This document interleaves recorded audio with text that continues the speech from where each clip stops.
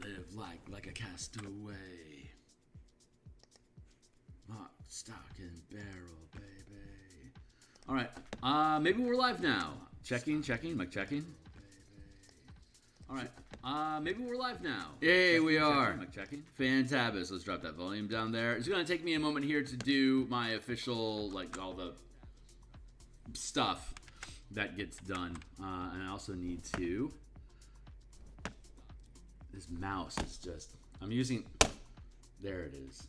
The mouse is not interacting. Apparently my my Wi-Fi mouse does not like sitting on... Let's see if that fixes it.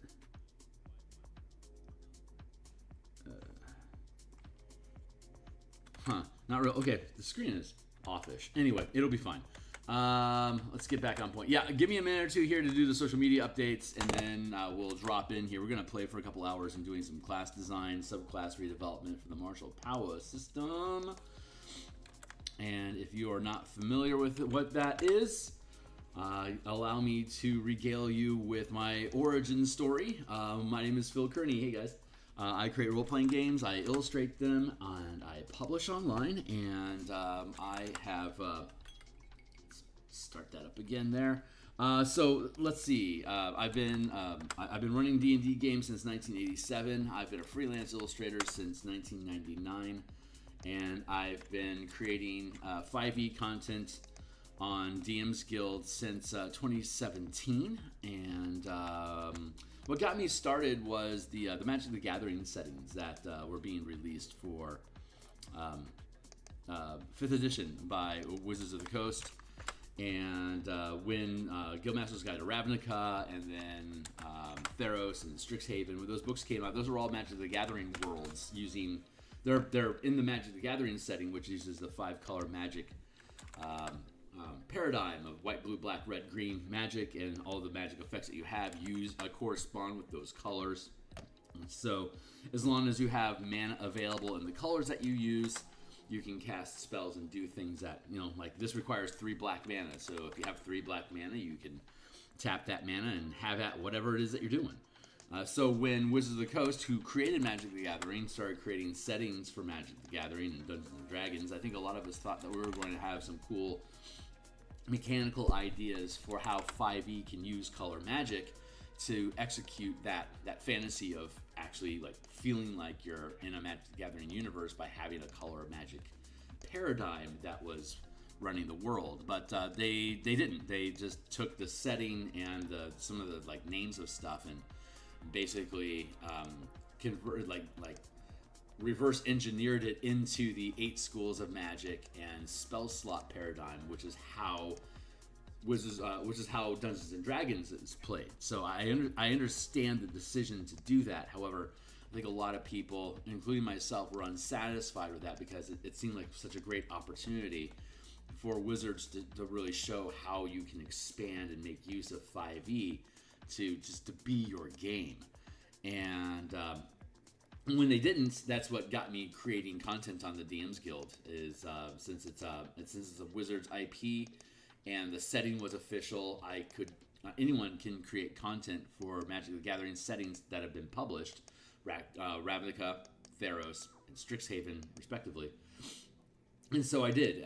Created the color magic spell point variant rule system. It replaces the 8 schools of magic with the 5 colors, and instead of spell slots, you use, mana, and it's one point of mana per level of spell. And if you want to get real technical with it, then you can devote each point of mana in your mana pool to a specific color. So when Fireball's a red spell. When you run out of fireballs, when you run out of red mana, you don't have any more fireballs, even if you have a bunch of mana left over. Because you don't have any red, you can't use it anymore. And that was a really fun way to be able to bridge the martial and caster divide by downgrading the verisimilitude of spellcasting like it had been in third edition and prior editions, where you have to assign spells to spell slots specifically. Like, I'm going to memorize 3 fireballs today and like 2 invisibilities, and there you go. This system at least has it so that it gives you more flexibility, but like as long as you have like 1 point of red mana, you can spend 3 mana to throw fireballs. Now you can pick and choose how much mana you want in each pool to be able to control how many types of spells that you're doing. That was the system. If you're interested in the work that I do, I'm on the X Twitter platform at Phil Kearney. You can join me here. I post when I'm live, a bunch of the artwork that I do, etc., works in progress and stuff like that. Here on YouTube specifically, hold on real quick. I want to do a spot check here. Let's see if this is coming. Okay, yeah, that looks really good. Okay, I just want to make sure my portions were good. Here on YouTube, like, subscribe, hit the bell icon to get notifications when I'm live in the future. The martial powers document that we're currently working on. This is martial characters don't have a spell resource. They don't have spells to cast. They don't change from day to day. They are just their character, and they can add a couple of hit points and maybe an ability when they gain a level. So to bridge that divide, we're creating the martial power system, which gives all the martial characters a similar flexible resource called mana that works the same way as spellcasting does. So all 13 classes are using the same mana system.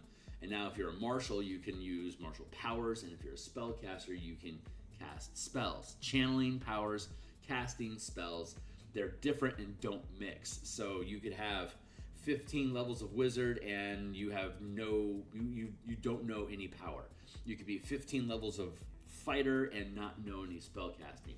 Some of them bridge the gap, right? So the Eldritch Knight is a fighter that has access to both power and spellcasting. Arcane Tricksters have access to power as well as some spellcasting, so they bridge the divide.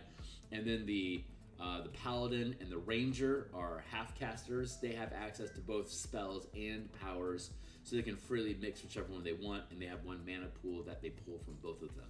So it's a pretty fun system to be able to poke around inside of there like that. And it's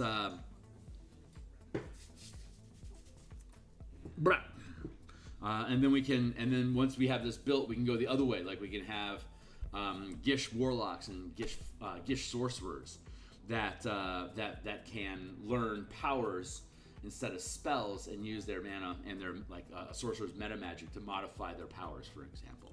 We could get in that direction, but we're not there yet. We have to build the core book, and then we can start building iterations. If you're interested in seeing how that iteration process works, you can check out the books that I created for the mana system already. They're down here. It's the 5-color mana spell point variant rules. Here on DMsGuild, 6 books right now. It has like a 35% discount or something like that. So Arcane Tricksters and Eldritch Knights, spellcasting in general. Elemental Key is an idea about the Way of the Four Elements, which is gone now. So we're going to be converting this book just to an elemental mana system. Spell Point Warlocks is just what it says, Spell Point Warlocks, and this is the flexible magic system that teaches how to assign spells in D&D to their appropriate color for Magic the Gathering. So you can check all that stuff out for free. If you want to purchase any of it, God bless you, and thank you for your support. It is greatly appreciated. All my books are free to read. Purchasing them is asking me to make more. So if you don't like my work after you look at it, don't buy anything, because it will tell me that it's not worth your time. If you like the work, please make some sort of a purchase to encourage more behavior like that in the future. And here's one of the illustrations. This is the one that we put on Twitter today. If you saw it, this is a Gruul Centaur in the Ravnica setting, making use of Featherfall. So that's the kind of artwork that I produce, and I'll be creating a lot more of it here on stream as the years go by. So if you like the artwork, stick around for that too. Let's see. Okay, cool. So now that I've gotten all my intro stuff out of the way, and thank you for your interest, D&D Beyond, we're going to rebuild subclasses. So let's go to the new game rules. Sources, and then 2024 Player's Handbook. And we are currently working on the subclasses for the Barbarian, so let's jump down there. And subclasses, when we were here last time, let's clip over to here. Yeah. And for those that are interested, the playtest content Here's my Discord channel. You're welcome to show up if you want to playtest this stuff with us. We should be firing up playtesting again at the end of October. Here on my Patreon, you don't have to be a member of my Patreon, but bless you if you are. This button here takes you to the stream we're at now. Hello. And then here's the actual martial powers document that if you click on that, you can see the same document that I'm working on over here. It's just, it'll be read only for you, but the entire book is available for you guys to explore. It's pre-edits, and we'll be going through the entire, we've been going for 150 episodes building this system out, and then once it's completed, we'll clean up the text, hand it off to an editor. When we get it back, we'll do page layouts and then illustrate the pages here on stream, and then I'll publish it and you guys can grab it. So if you want to participate in the playtest, jump into my Discord. People that are members of my Patreon get first rights to seat during a playtest if they're interested. Otherwise, just jump into the Discord and let's throw ideas around if you want. So here's the progression. It's half casting, gaining levels of power or ranks of power at level 1, 5, 9, 13, 17. The power die is like an inspiration die, superiority die, martial arts die. Starts with a D6, becomes a D8, becomes a D10. The monk, for instance, would use their martial arts die instead of the power die, so it'd be a D6, D8, D10, D12. So like monks are just better with powers than anybody else. So like they are the real martial warrior, right? But the fighter has the most flexibility. So the monk has the most power, the fighter has the most flexibility. But the battle master, the fighter battle master, starts with a D8, D10, and then D12. So they're all the classes like have their own little niches and cheats in the system, just like you would expect. So it's a lot of fun. The prepared powers, these are how you start with 5, but this also includes your fighting style and your weapon masteries, which are now effectively just considered to be like cantrip powers that don't cost any mana to use, but you can learn feats, powers, and deal different type of damage than your weapon damage as like prepared, as though they were spells. So, and then the mana you have comes back on a short rest, 1 per level, just like the monk has. And then there's various ways for us to cheat additional mana back into our character's pool. Like a barbarian can maintain you can't maintain concentration with rage. It's called sustain, where you tap mana and the effect stays on all day. So one of the options that you have is you can sustain your rage by spending mana on it instead of action economy. But you can also then cash in your rage to earn extra mana each time you sacrifice one of your uses of rage. You get a point of mana. And so you get mana, so you get rage back every short rest, and you get all your rage back on a long rest. You can sustain rage, so you don't have to make uses of it. And if you wanted to, you could get extra uses of rage by spending a point of mana. So it has a free exchange back and forth between the two. And a barbarian, as a bonus action, can spend a hit die to regain a point of mana. So at 20th level, you'd have 20 hit dice. If you wanted to burn all of your hit dice, you can get 20 mana back. And you can spend 6 rages, and on initiative, you get all of your rage back. So that's 6 points that you would also be able to cash in to refund, to regain mana. And then you also get free mana when you're using brutal strikes. Instead of the brutal strikes, you get free mana. So whenever you sacrifice your advantage while using reckless attack, it gives you a free point of mana to spend on a strike to modify the attack that you just made. Or at 17th level, it's 2 free mana. So you're constantly getting new mana, or you can replenish your mana. Plus, it comes back on a short rest or a long rest anyway. So and you can sacrifice attacks to gain free mana during your turn. You can like for every attack that you sacrifice, you gain 1 point that you could then use on the next attack. Or if I hit, I can sacrifice my next attack to gain free mana to deal more damage with this and do an effect. I could sacrifice, like at 5th level, I could sacrifice both of my attacks to gain 2 free points of mana that I could then spend on my bonus action instead. So there's a lot of ways for you to be able to manipulate your action economy and to be able to ramp mana for yourself so you can do bigger effects. So a lot of fun stuff in there, and so we've built out. Here's all the powers come first. So how the powers work, what the powers are, is at the front end of the book, And then after explaining what all of these things are, we start looking at how the characters make use of it. So the front end of the book is to show you the kind of cool stuff that your character is going to be able to do, show you how the system works, and then once you understand the mechanics and what this power system is offering, we get into the classes, and the classes show you how each character manipulates that power, uses their mana, and how they channel powers. So we took care of the Berserker, and you gain all these bonus powers. So you not only have the 27 powers that you end up with at 20th level, you also gain 10 bonus powers. So it's basically treated just like any other spellcasting class is, where you have the stack of options that you can pick every level or whenever you finish a long rest.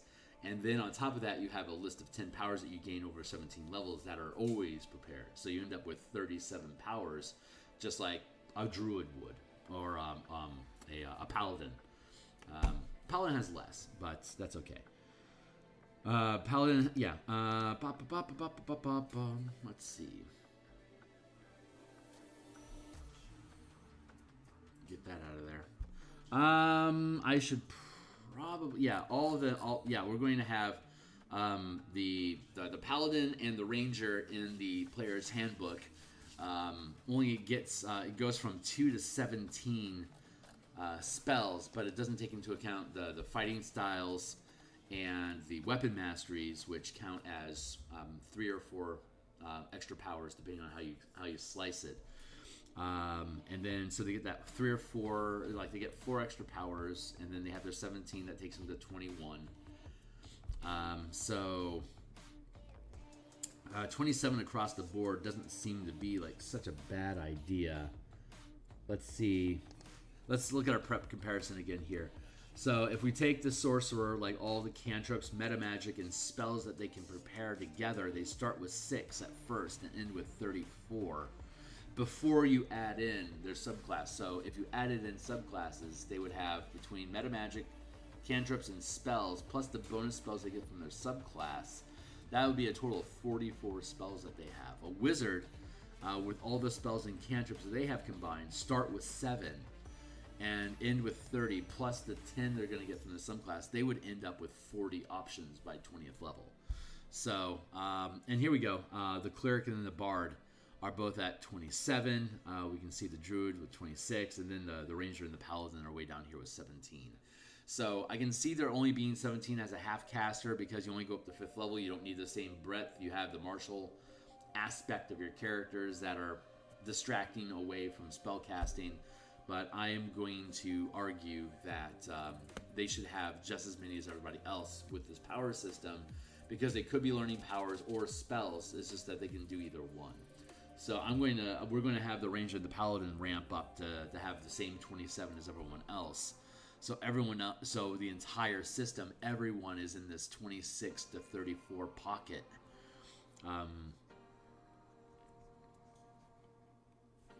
Yeah, so there you go. So give them lots of shit to do, so they can have lots of feats, so they can have lots of damage types, so they can have lots of combat maneuvers, so they have a lot of things they can spend mana on, so they can have the same diversity in expressing their characters as all the spellcasters do. So everyone feels the same, like the same range of options, but accomplish different stuff.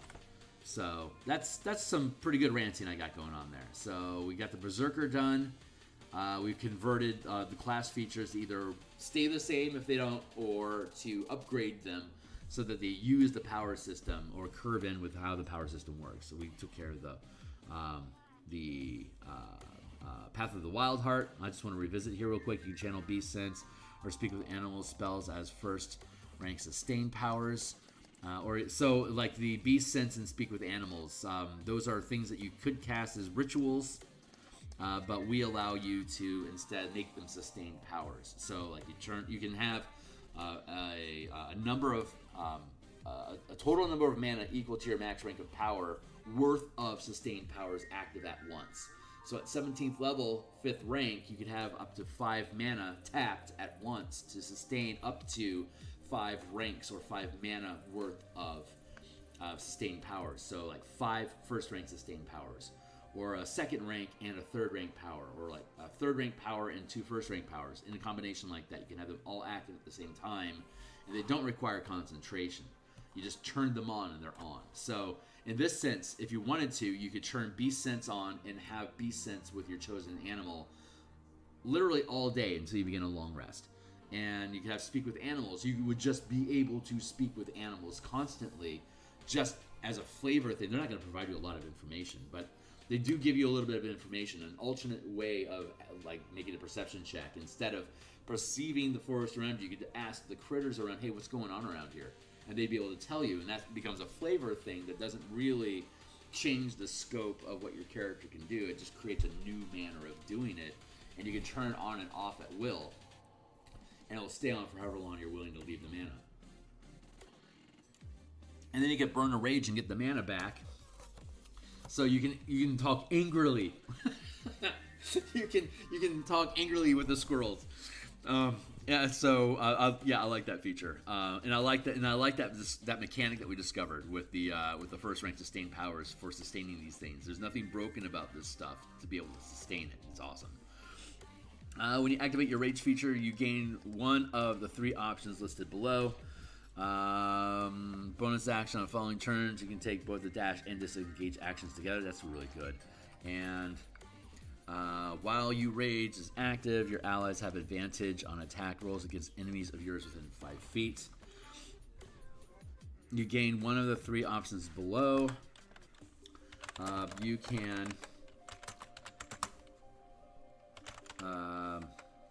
choose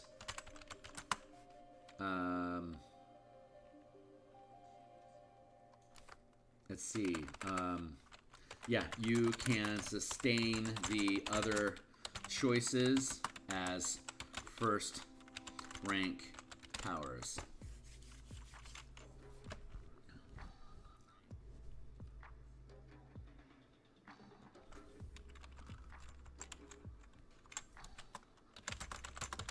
There we go. This is the way. Hold on. I think this is the way to do it.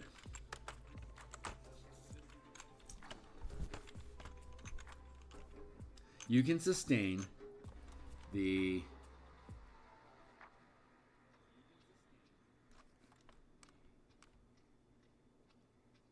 listed below. You can sustain the options listed below.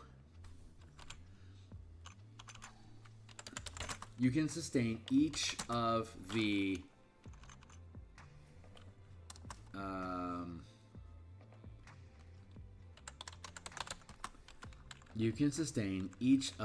magical effects. Each of the magical effects listed below as first rank powers. Period. When you activate your rage feature, you gain one of these.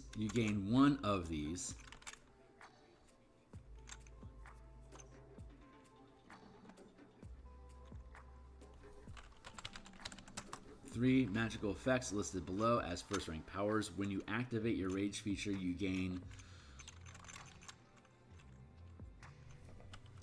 can do so with one of them at no cost. There. So so each costs a rank of power. So by 9th level, you could have all 3 of them active at once, Bear, Eagle, and Wolf. At 5th level, you could have 2 of them active, say Bear and Eagle. And then you could swap them out anytime that you want by sustaining or releasing the mana, dismissing the mana that's sustaining it. And then when you rage, you get to pick one for free. So at 3rd level, I could have Bear active, and then I could spend a point of mana on top of it. And wait, I couldn't, because I can only have... Oh, wait, I get one for free. That's right. I gain one of them at no cost. So even though my max channel limit at 3rd is only 1 mana, so I can only sustain 1 effect, this specifically says I can gain one of them at no cost. So it doesn't cost any mana. It doesn't count towards my tap limit. I could have 2 active at once at level 3, and at level 5, I could have all 3 of them active if I'm willing to sustain 2 of the effects, which means that none of the other sustained powers that are available, I wouldn't be able to use any of those. But these are free powers that I get, which are pretty cool. But the sustained powers are really freaking good too. So you're giving up a lot, but it's a unique little thing that the Barbarian gets. And it's a really fun way to be able to manipulate the mana system. So choose one of the following options. You can change your choice when you finish a long rest. Climb speed, swim speed, alert, dire impact, blind sense, savage attacker, fast, lycanthropy, empowered ability, breath of life, cannibalize power, adaptive resistance. Okay, cool. So none of these are contradictory, so we can pick up the same language. You can sustain each of the 3 magical effects listed below as first rank powers when you finish a long rest. You can do so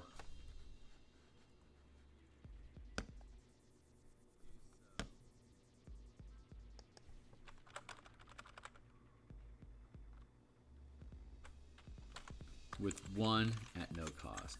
With one of them at no cost.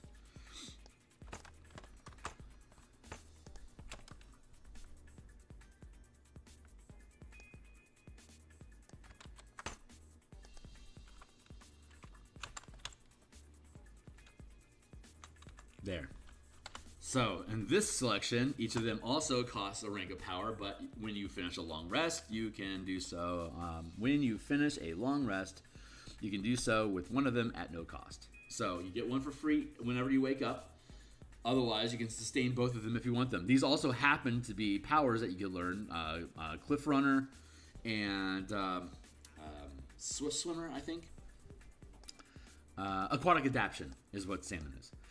So you get them for free, but I mean they're better versions if you learn them as powers, but you don't need to. And you can swap out that power every day. So if you like need to breathe underwater, then you'll probably want to pick up Aquatic Adaptation, for example. Nature Speaker, you can cast a commune with nature spell as a ritual using a channeling ability score. No reason to shit on that at all. When you activate your rage feature, you gain one of the 3 options listed below. Falcon, when your rage feature is active, you gain a fly speed equal to your speed if you're not wearing armor, and while you rage feature is active, enemies within 5 feet of you have disadvantages on attack rolls targeting others than you or barbarians or other barbarians using this feature. And there's no way out of it. Okay, so this will be the same thing, but they're going to be second rank powers. Oh wait, let's go to here. So this lets you do these things in and out of rage, but while you are in rage, it is better. As second rank powers, while your rage feature is active, enemies that are large or smaller that you hit with a melee attack have the prone condition. Yeah, that's pretty good. So that should be 2 mana. Falcon, you gain a fly speed, 2 mana. That makes sense. And while your rage feature is active, enemies within 5 feet of you have disadvantage to attack rolls targeting creatures other than you or the barbarian that features. That might not be worth 2, but we're gonna leave it like that.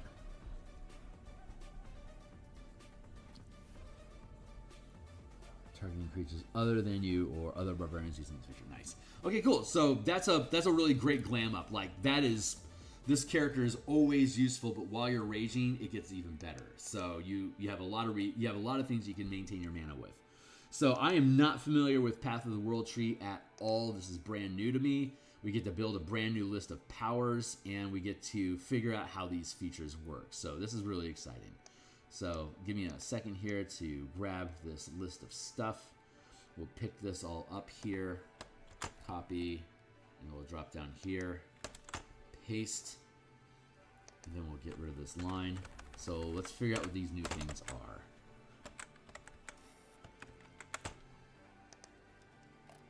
Berserker. World tree. There we go.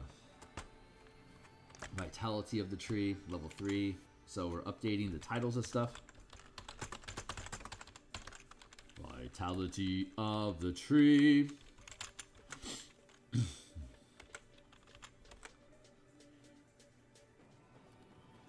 Branches of the tree.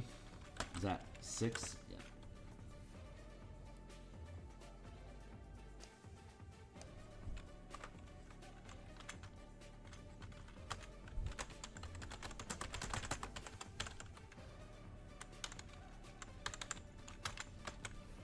Yeah.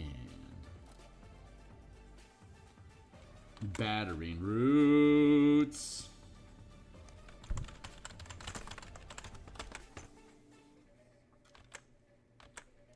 Travel along the tree.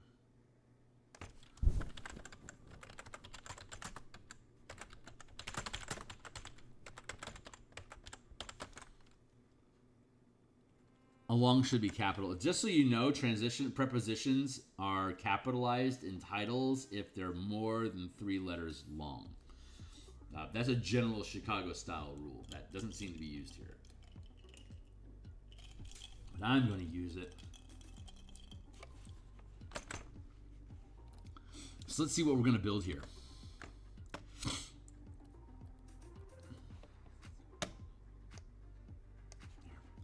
All right, so Path of the World Tree. Your rage taps into the life force of the World Tree. You gain the following benefits. When you activate your rage, you gain a number of temporary hit points equal to your Barbarian level. That's really good. That's a reason to burn mana right there. Like once, okay, so we have an ability that requires a bonus action or an action to use. It's called Rally, and you spend a number of mana. You roll a number of power dice equal to your mana, and that's how many temporary hit points you can give to yourself or somebody else. So if we were looking to, say, optimize this thing, like at 10th level, you could roll 3d8 and add that result to get the total amount of mana, and that would be at level 10. If I use this, I could spend 1 point of mana to pop a new rage as a bonus act, because again, I can exchange my mana for extra rage. Rage costs 1 mana, so if I have a stack of rages any given time, as a bonus action, I could pop another rage, and at 10th level, I'd get 10 hit points. At 20th level, I'd get 20 hit points. At 20th level, I could spend 5 mana on 5d10, potentially get 50 mana off of a rally roll, but this only costs 1 mana to get 20, while that would cost 5 mana to get on average 27, 28 mana. So it's far more efficient for Vitality of the Tree with Vitality Surge to just pop that as a rage fuel, as rage fuel. Just pointing that out there. That since we have the mana resource, that's how you can ramp it.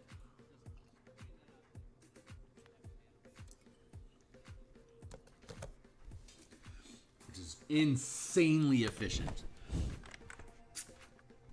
Vitality of the Tree, you can channel the beat. Okay, so when you activate your rage, when you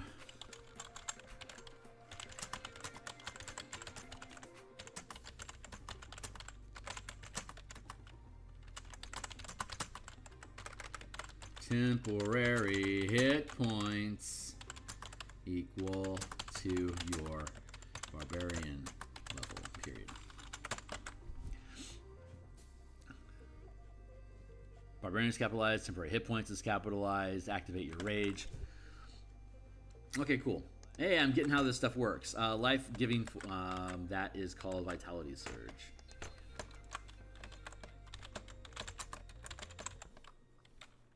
Period space.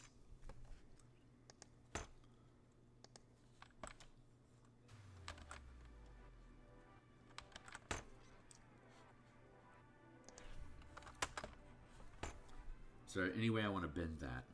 It only costs, I mean, it's a point of rage, so.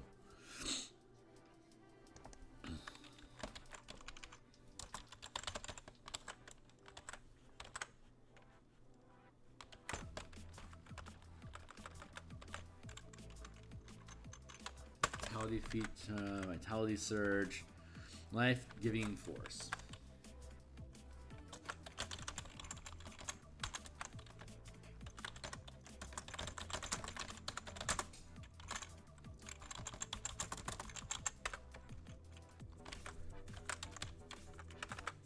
How's this go?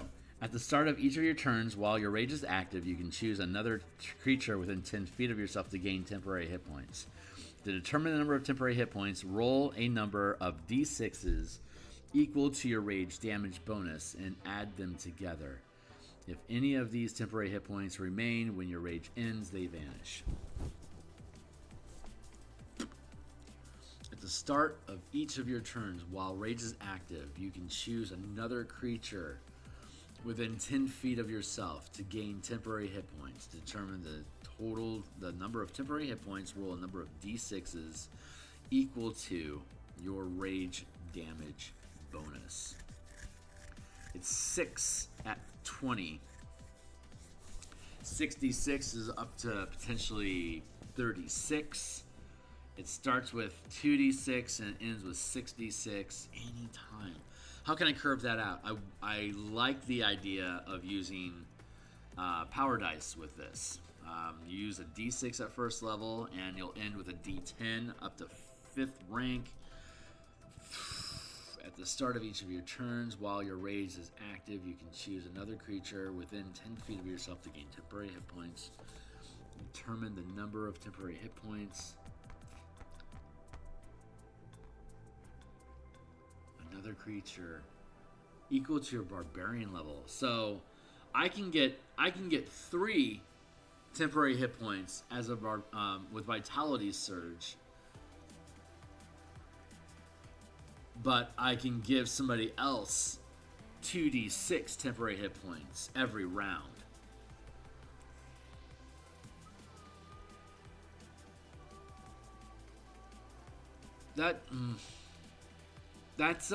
That's weird.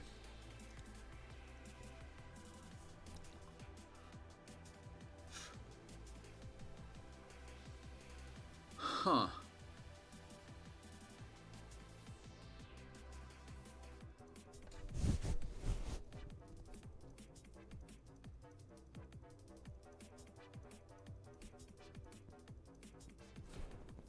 My brain is glitching on this because it's like it's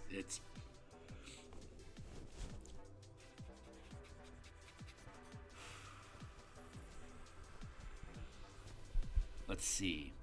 I want to change that.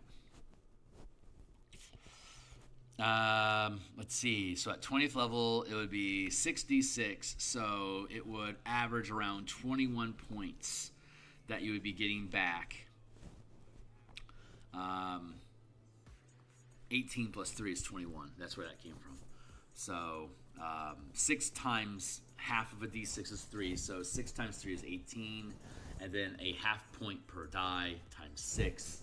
0.5 times 6 equals 3. 3 plus 18 equals 21. That's where I came to 21, which is only 1 point higher at 20th level.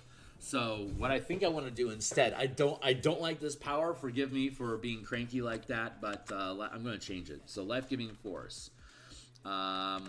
While raging.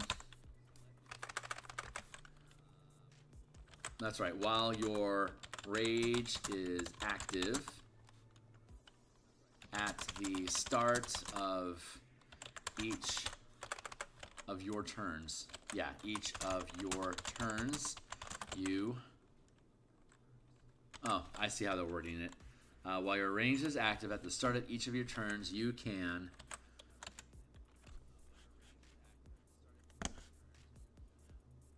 Something like glitchy.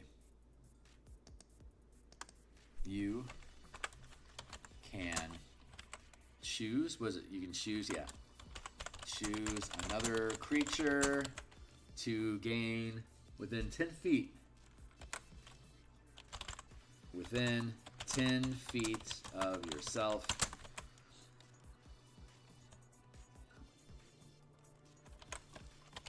To gain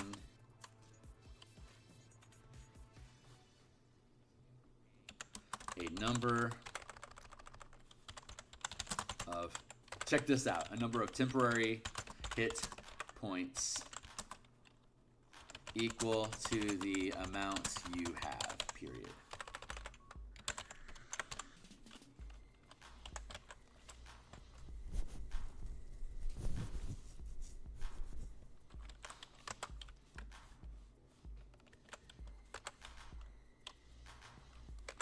And it doesn't go away when you rage, you just can't give them any more. Left Gaming Forest, while your rage is active, at the start of each of your turns, you can choose another creature within 10 feet of yourself to gain a number of temporary hit points equal to the amount you have.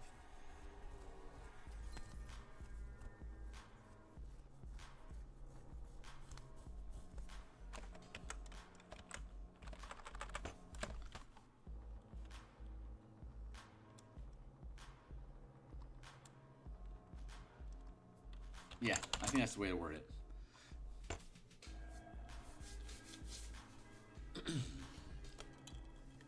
So as a bonus action, I can pop rage, which is 20, which is a bonus action. So as a bonus action, I can give myself, like, say at 6th level, I can give myself 6 points, and then I can give somebody else 6 points each round from there. At 6th level, I'd have a +3. It'd be 3d6. Half of that is 9, 10. Yeah, so it'd be 10 hit points on usual instead of the 6. But so what I need to do is, for this character, is they have to have rally.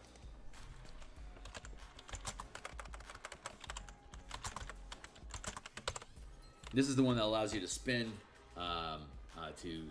power dice to gain temporary hit points. And at 3rd level, it'll only be 1, so it'd be a d6. But as you ramp up, it'll be more and more. So the real value here would be, like at 9th level, I could roll 3d4. Say I get 12 hit points, right? That would then be, while I have that 12 hit points, at the beginning of each round, I can give somebody else those 12 hit points. If I take damage and it drops to 8 at the start of my next round, then I'd be able to give somebody 8. Or during my round, since I got hit, I could pop rally, potentially get more hit points back, and then be able to distribute those as well. So ultimately, at 17th level, I'll be able to do 5d10 hit points. I could potentially get 40 hit points, and then I can give that amount to each person each round. But I'm the tank, so I'll probably be taking damage. So there's an action economy thing happening here. I think that's more balanced. I like how that sits better, because we have means of being able to generate more mana. So, Left Gaming Forest, while your rage is active at the start of each of your turns, you can choose another creature within 10 feet of yourself to gain a number of temporary hit points equal to the amount you have. Okay. Cool. And then, because it's going to be better and sometimes it's going to be worse. Branches of the Tree. Whenever a creature you can see starts its turn within 30 feet of you while your rage is active, you can take a reaction to summon spectral. Whenever a creature you can see starts its turn within 30 feet of you while your rage is active, you can take a reaction to summon spectral branches of the world tree around it. The target must succeed a strength check or be teleported to an unoccupied space you can see within 5 feet of yourself, or in the nearest unoccupied space that you can see. After the target teleports, you can reduce its speed to 0 until the end of its current turn. Oh, neat. Okay. I like that.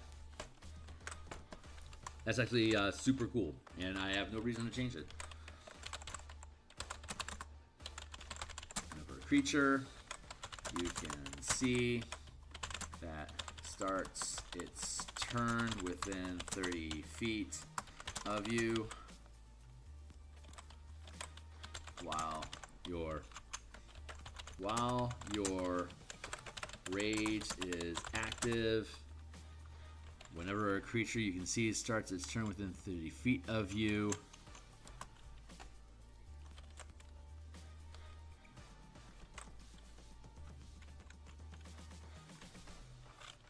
I see. We're avoiding a W. While your rage is active,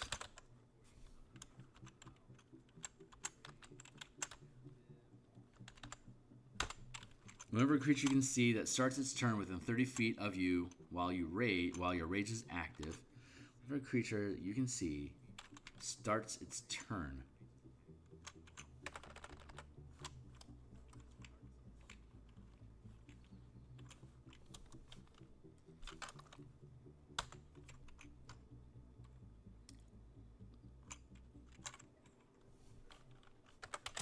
you can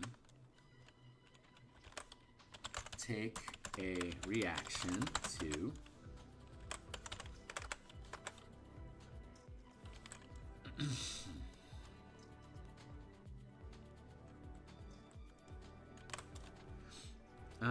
whenever a creature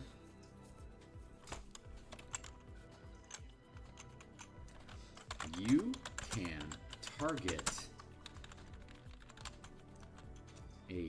target a creature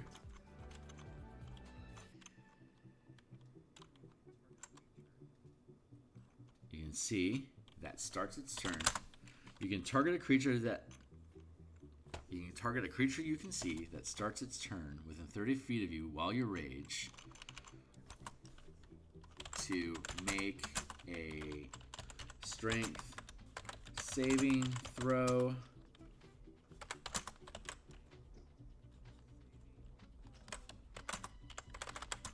or be teleported to a location within 5 feet of you or the nearest unoccupied space.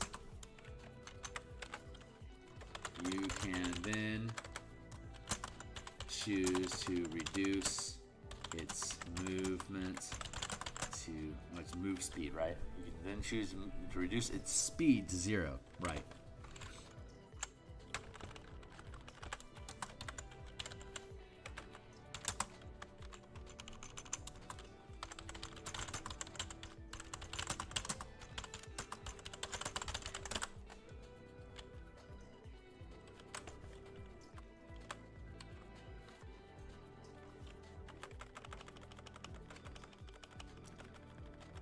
Until the end of its turn. You can target a creature you can see that starts its turn within 30 feet of you while your rage is active. You can target a creature that you can see that starts its turn within 30 feet of you while your rage is active to make a strength saving throw.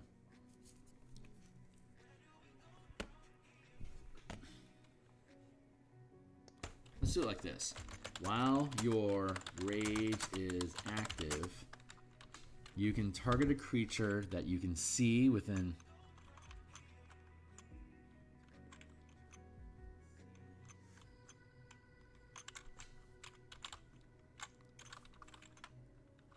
to make a while your rage is active, you can use a reaction. There it is. You can use a reaction to target a creature that you can see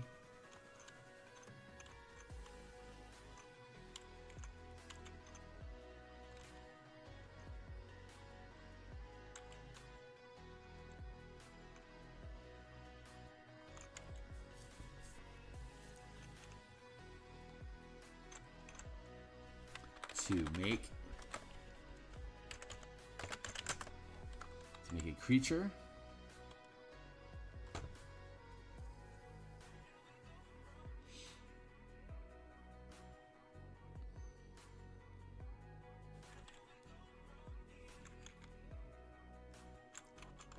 rage is active. When a creature starts its turn within 30 feet of you, you can use your reaction.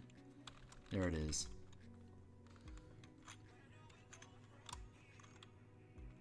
You can use a reaction to make it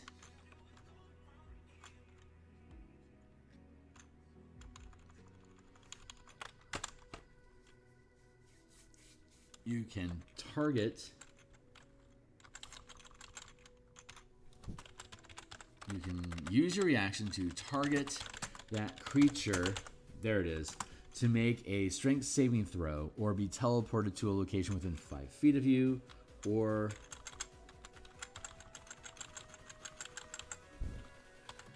the nearest unoccupied space. You can then choose to reduce its speed to 0 until the end of its turn.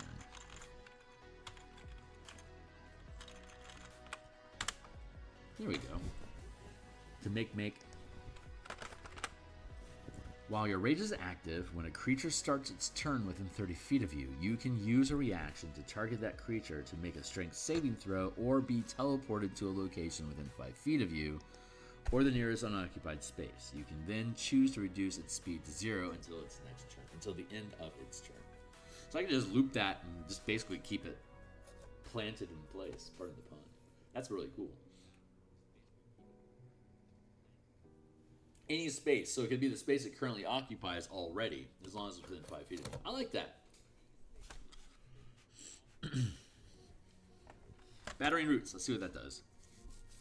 During your turn, your reach is 10 feet greater with any melee weapon that has the heavy or versatile property. As tendrils of the roll tree extend from you, when you hit with such a weapon on your turn, you can activate the push or topple mastery property in addition to a different mastery property until you're using with that weapon. Okay. During your turn, your reach is 10 feet greater with any melee weapon that has the heavy or versatile property. As tendrils of the world root extends from you, when you hit with such a weapon on your turn, you can activate the push or topple mastery property in addition to a different mastery.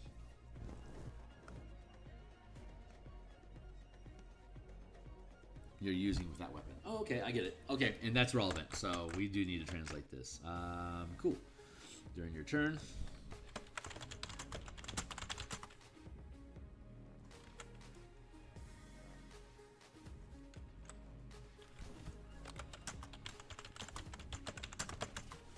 a melee weapon with the heavy or versatile weapon feature property. While using a melee weapon with the heavy or versatile property, your reach increases 5 feet. No, your reach increases by 10 feet and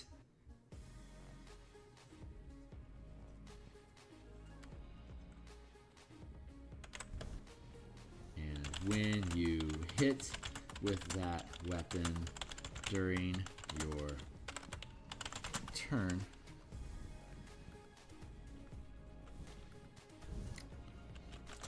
you can use the push or topple. Are those capitalized? Mastery property. Whoa, that's complicated. Push or topple mastery property.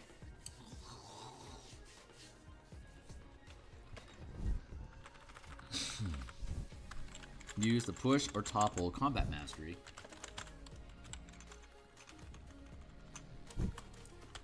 In addition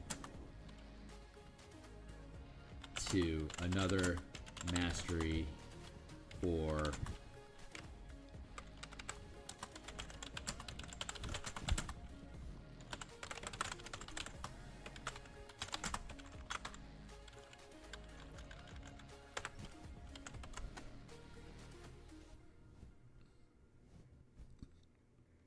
in addition to. Yeah, in addition to another, right? Oh, in addition to a different.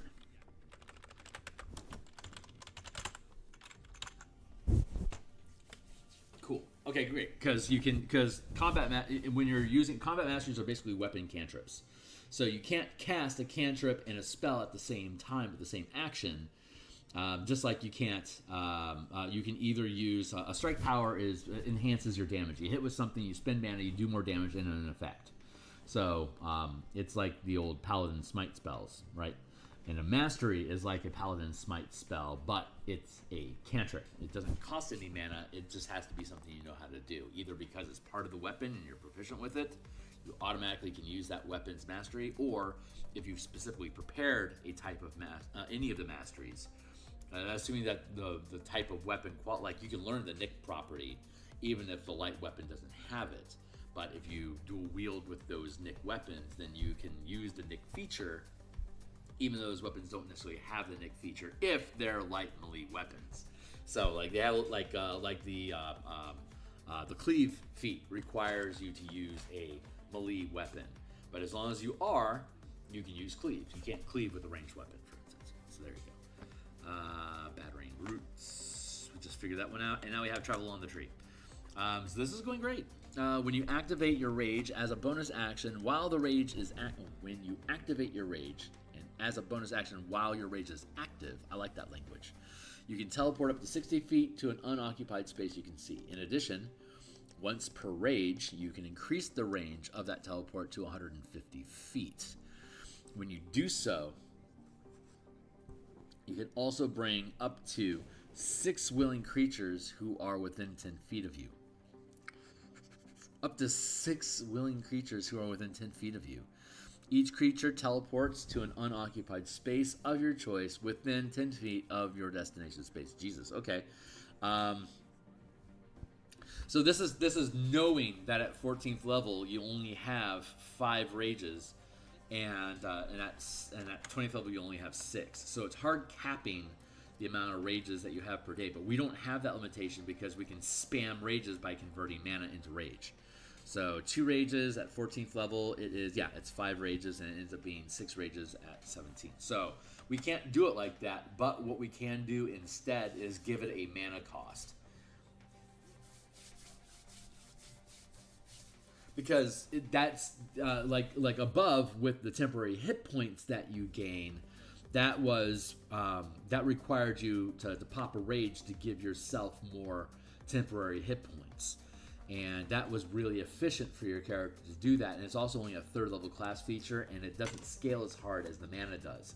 But this teleportation feature is basically a dimension door without the hangover for 6 creatures. So that would be normally worth 4 mana to do that. You have to be raging while you do it. This would be so we're gonna open this up. You have to have 1 point of you have to be raging, which could require 1 point of sustained power to do so. And so this is going to be basically a mass teleport or a mass dimension door. Like I just said, it's 4th level, but it has no hangover. I don't think it has the same range as Dimension Door does. So let's take a look at Dimension Door.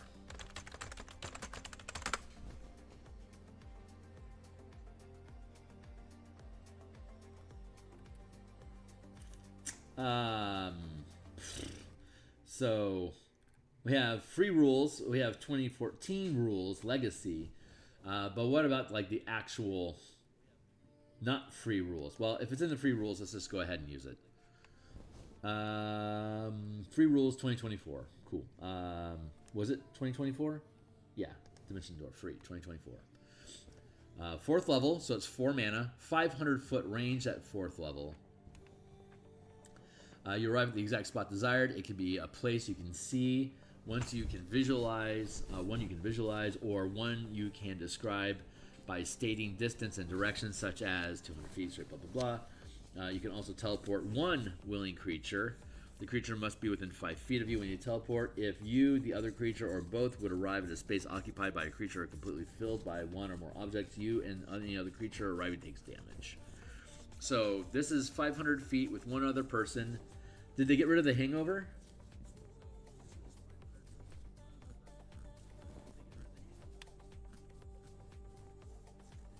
Five feet of you. Okay, so there's no hangover. Was there still a hangover in 2014? I'm just thinking 2013.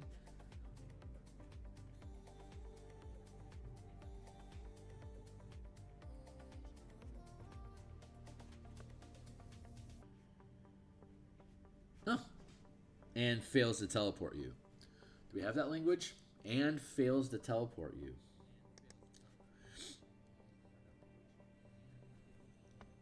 And the teleportation fails. So it fails for both of you. Huh, interesting. Okay. Well, never mind about the hangover, but that's incredible value. That is ridiculous value. But it's also a half casting class. So I don't want to overtax you. 4 is expensive, although you could pop 4 mana.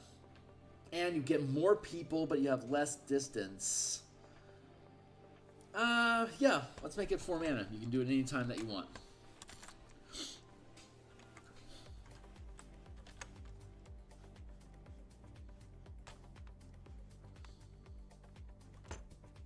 Activate your rage.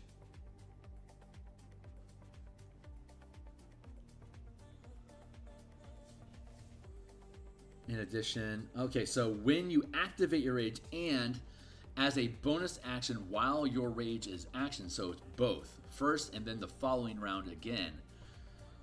You can teleport up to 60 feet. You can teleport up to 60 feet to an unoccupied space you can see. Okay, in addition, once per rage, you can increase the range of that teleport to 150 feet. When you do so, you can also bring up to 6 willing creatures. I'm gonna make that 3 mana because you can only do it once. Okay, cool. So yeah. This is gonna work out. Okay. So let's drop back down here, world tree, and once we finish this feature, we'll build out its kit of powers. And then we'll move on into the Zealot and figure that one out to see how we need to revise it. So, let's see.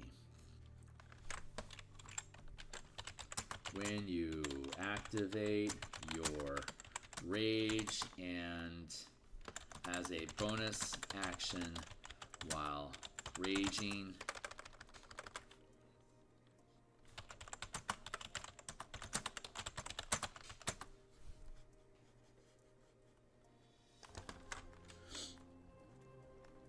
while your rage is active, comma,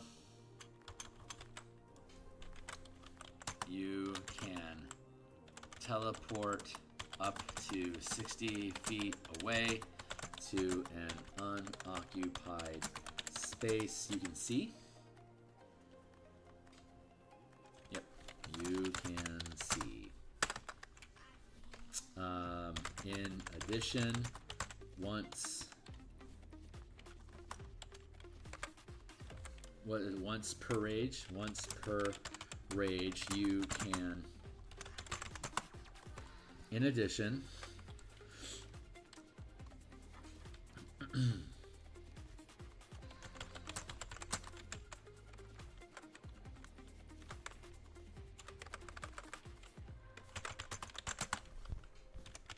you can expend 3 mana as an exploit.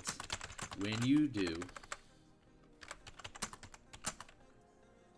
in addition, there we go. In addition,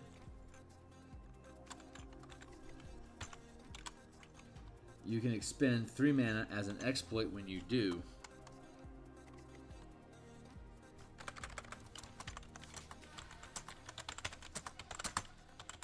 You teleport up to 100. You can use this feature to teleport up to 150 feet away, and and take, and you can bring up to 6 willing creatures who are within 10 feet of you to teleport with you, arriving at a position, each arriving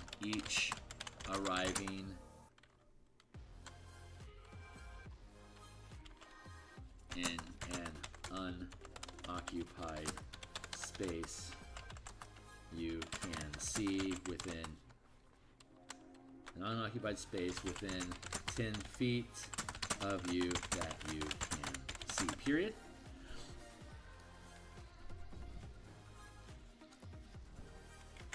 Each creature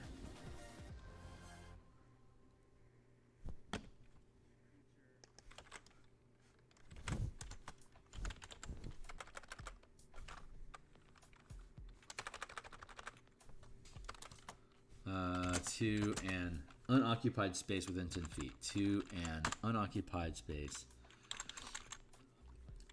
Let's see. In addition, you can expend 3 mana as an exploit when you use this feature to teleport up to 150 feet away, and you can bring up to 6 willing creatures who are within 10 feet of you to teleport with you to an unoccupied space within 10 feet.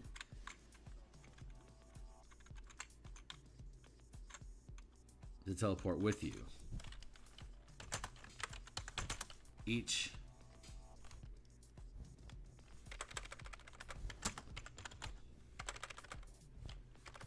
let's see. In addition, you can expend that should really be 4. That's a freaking key ability. In addition, you can expend 4 mana as an exploit when you use this feature to teleport up to 150 away.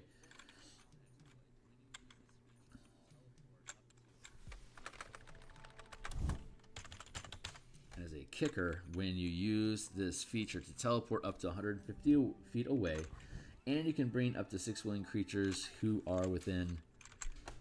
In addition,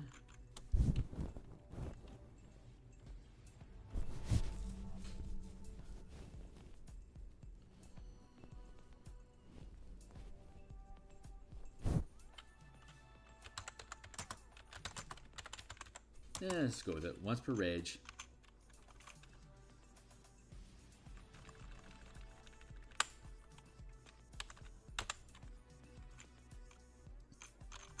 You can instead teleport up to 150 feet away, and you can bring up to 6 willing creatures who are within 6 feet of you.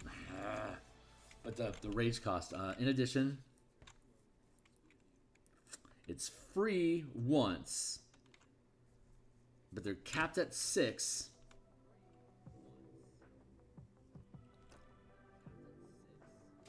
Let's take it back, but only make it 2 mana.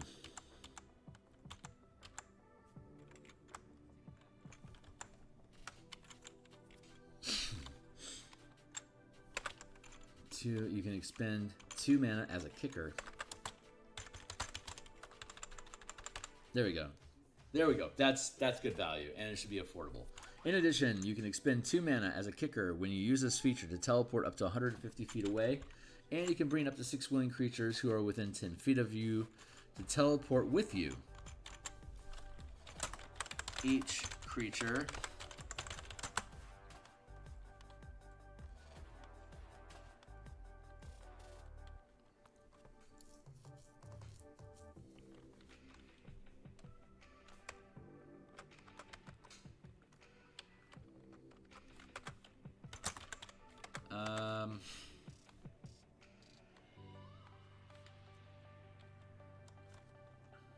occupying. How do we do this? How do they do that? Each creature teleports to an unoccupied space of your choice within 2 feet. There you go.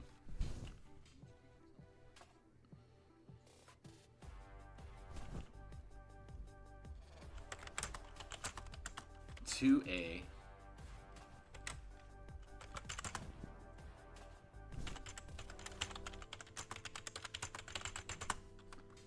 within 10 feet.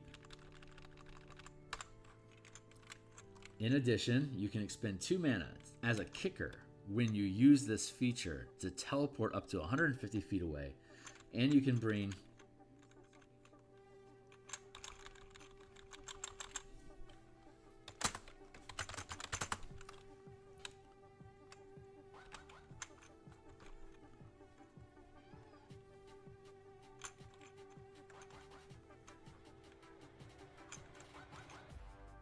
within 10 feet of you that you can see.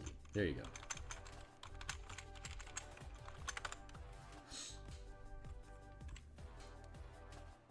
Because rage is so cheap, because you can get rage over and over again.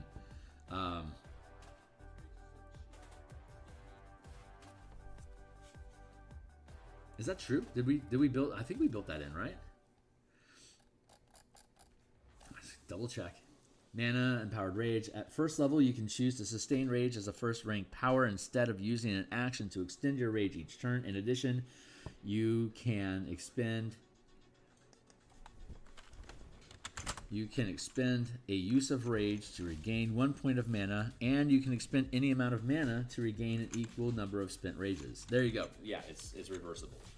Perfect. That is what was intended. So you have infinite rages, assuming your mana holds out. So it would only cost 1 mana to be able to have this infinite teleportation loop. And that's too much value. So we had to add the kicker cost.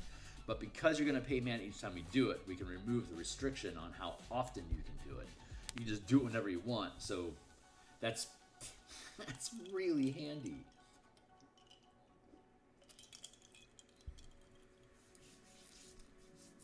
It also opens the door for us to include a dimension door as a maneuver that we can offer to add a bit more utility. That parallels a spell. Okay, cool. So we have these things built now. So we should build out our power list. So this will be fun.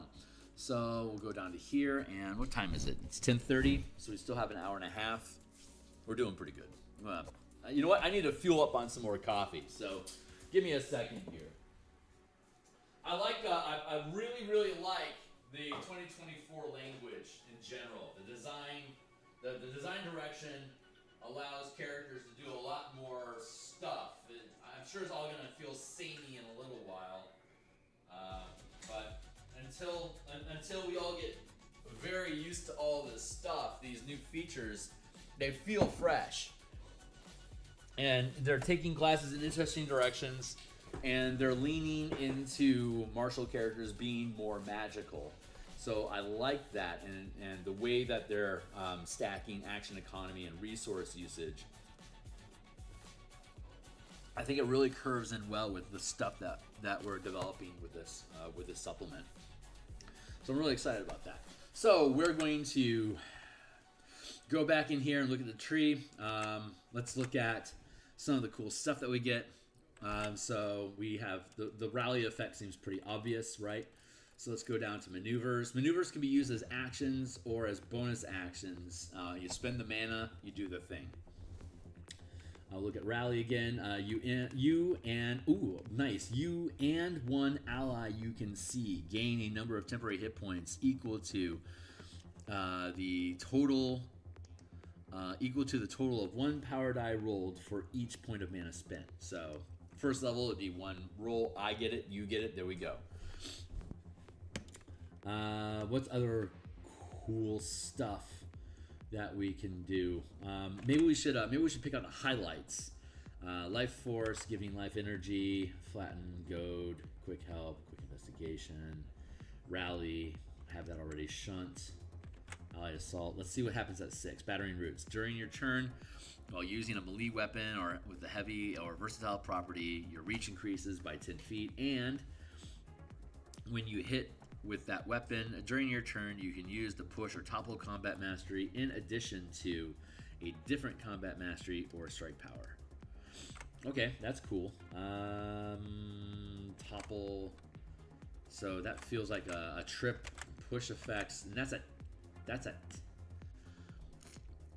10th level. So that probably means that we should have the trip and topple. Where'd you go, buddy? There's that, and here we go.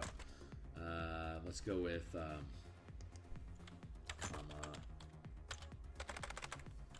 I bet tripping strike, STR1, and then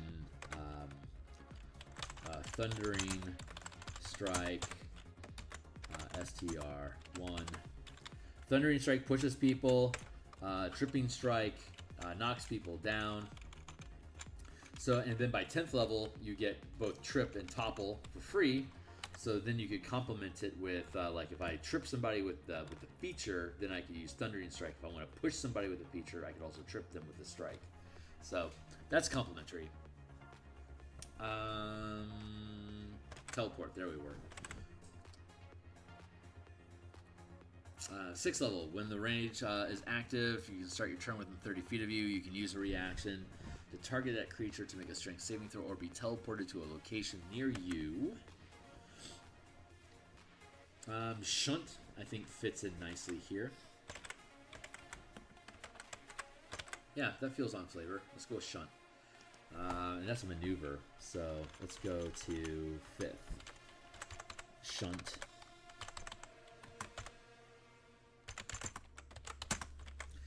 Shunt says target a number of creatures up to one size larger than you, equal to the amount of mana channeled within 10 feet of you, to make a strength saving throw or be pushed up to 10 feet away per mana channeled directly away from you. You can add the highest power die roll to the save DC. Oh my god, that's so nasty. I love it. And then, so 6th level, at 5th level, we can push them away. At 6th level, we can pull people to us. That's fun. Let's see. So we got 2.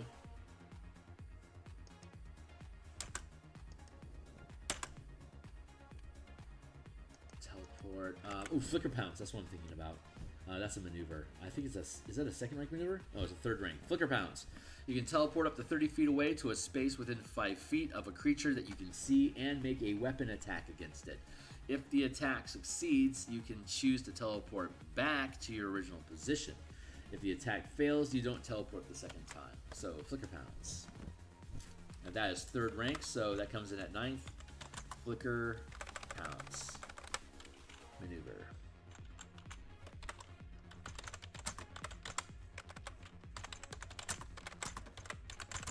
And 3. I like that. That's really cool. Nice teleportation effects. Let's see. What else? What else do you get at higher levels? 14, we already know. You can teleport a bunch of people with you. 10th level, Battering Roots is heavy versatile weapon. And there's nothing at the upper end. So, okay, cool. So as far as class features go, looks like we've already gotten a slew of powers that complement the features that we're going to get. So now we're just kind of open to do whatever we want with the rest. So let's see if there's anything cool that kind of pops out. Maybe a climb speed tree, climbing in a tree. That kind of makes sense, right? So maybe we should have a cliff runner. Yeah, maybe we should have cliff runner. Let's go look at that real quick. Cliff runner, you gain a climb speed equal to your base, equal to your speed, and you can climb this way, and you can climb this way without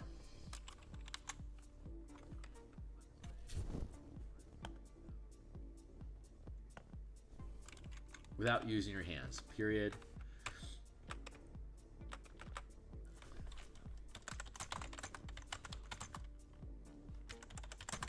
And you don't need to use your hands.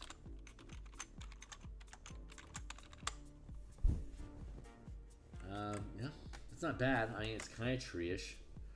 Aquatic anatomy, crouching stance, dire impact, empowered ability, extended reach. Extended reach. Your melee reach increases by 5 feet per point of mana sustained this way. That's a good general power. Let's see. When does that click in? That's at 10th level, right?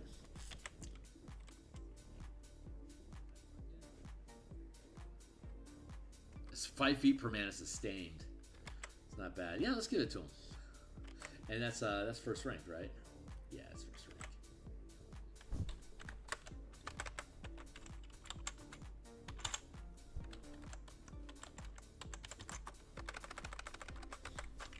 rank. Nah, 13th level. Extended reach. Sus one.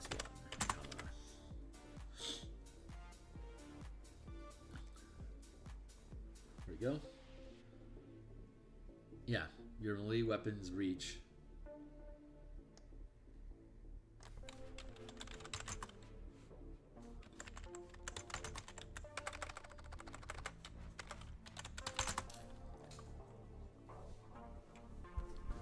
Is that the right word? Maybe it's attack. Learning moment. Your reach increases by 10 feet. While using a melee weapon. There it is. While using a melee weapon, your reach, your reach increases by 5 feet per point of mana sustained. This way.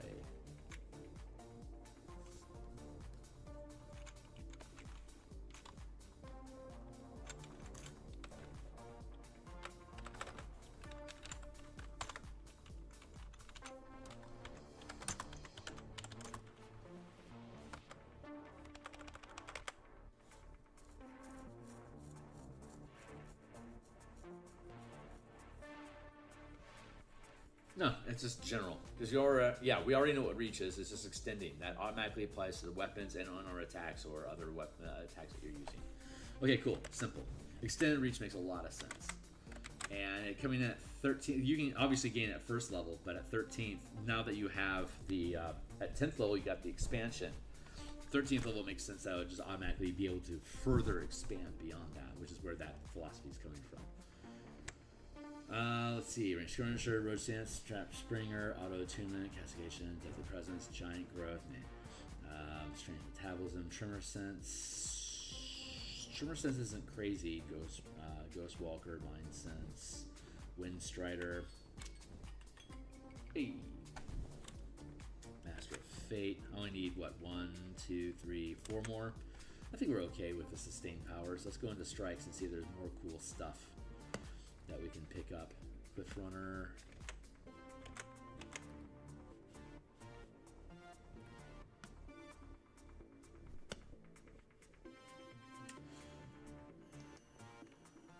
Yeah, we didn't go with Cliff Runner. If we have to, we can go with it. Paralyzing Strike, Provoking Strike, Banishing... Ooh, Banishing Strike. That's not a bad one. With the teleportation effects, I kind of like that.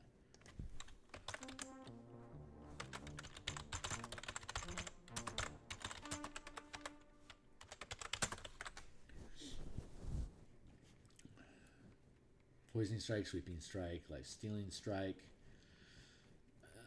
World Tree, Life Stealing Strike. That doesn't not mesh. Let's go with it. Yeah, that'll actually mesh really nice with his abilities later on. So Life Stealing Strike, that feels really good. STR2. Life Stealing Strike, the way that goes is you deal necrotic or radiant damage, and you add 1 power die per mana spent. The amount of you gain a number of temporary hit points equal to the result of the power dice that you roll. So at the beginning, at the beginning of each of your turn, you can grant an ally the number of temporary hit points that you have. That's at the beginning of your turn. So so you do that, and then during your turn, you could use Life Stealing Strike to buff up the amount of temporary hit points that you have by, like, say, lobbing a 3d10. Life Stealing Strike at a target, get like 25 hit points, and now that's the amount of hit points that you have when it comes around to your turn again. If you still have them, you could then grant them to somebody else. So that feels really good. Life Stealing Strike, yep, that makes sense. So now I need a really high and a low level. Ooh, we might have a feat that makes sense. Let's see if there's any feats or combat masteries that feel really good. Let's see. We end up getting Push and Topple for free, so I don't want to double dip them like that. That's rude. Low level. Savage Attacker isn't horrible. Athlete isn't bad. Remind me, what does Athlete do now? Let's go check that out. And then we'll move on to the Zealot. I love doing these things, man. They're so fun. Athlete.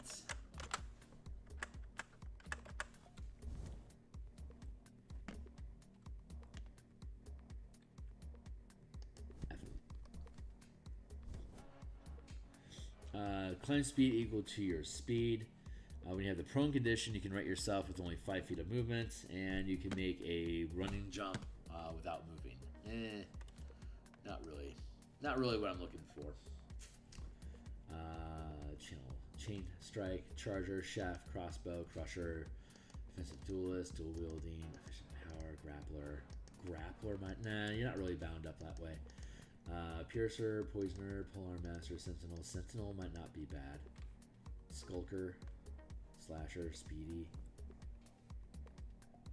Defense, Dueling, Interception, Protection, Skulker. Sentinel feels kind of good. The problem with Sentinel is that it requires certain type of weapons. But we have that baked in at 10th level for heavy. Let's look up Sentinel. Let's double check how it reads these days. Sentinel.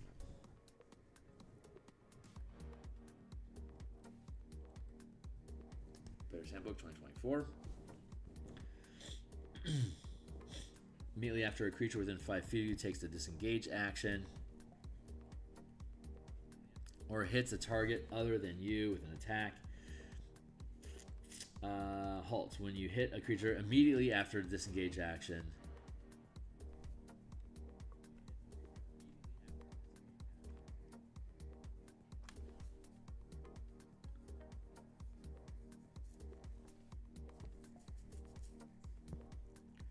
Hit a creature with opportunity, the creature's speed becomes 0 for the rest of the turn. Sentinel's a really good one.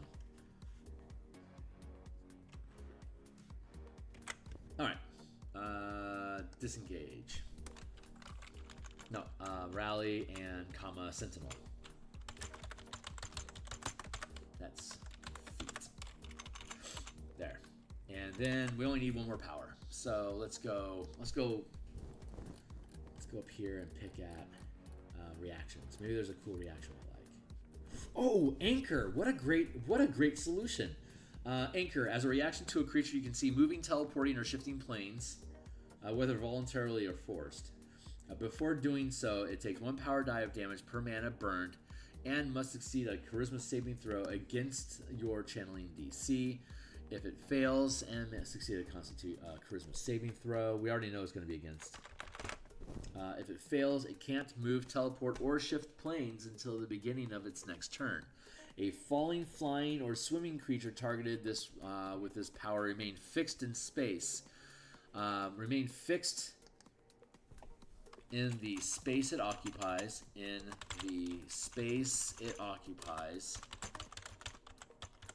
Until the duration ends. You can choose to forego dealing damage. Anchor is fantastic.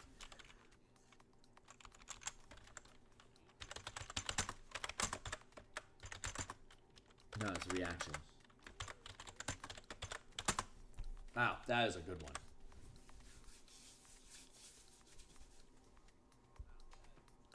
Pop. I love that. Okay, this is a great array. Yeah, this is good. Vitality of the tree. Let's double check the wording on that. I think it might have like an intro statement.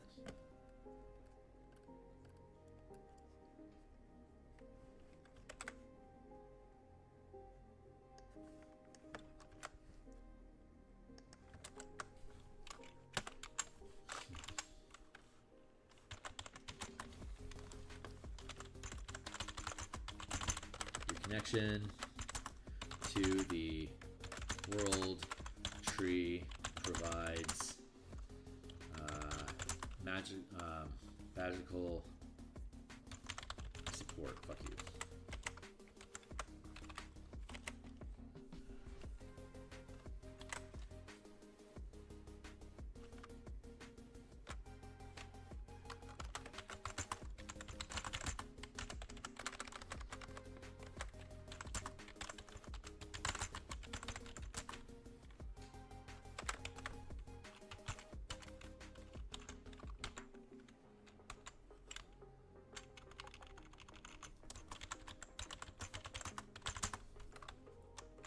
Grants you the following features.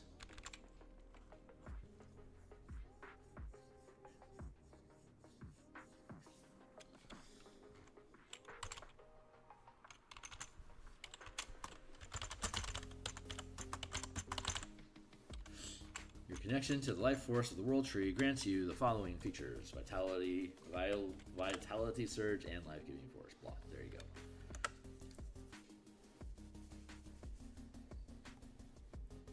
And that finishes World Tree. So let's go into the Zealot. We've already built the Zealot previously, but let's take a look to see how it may have been updated and changed since then.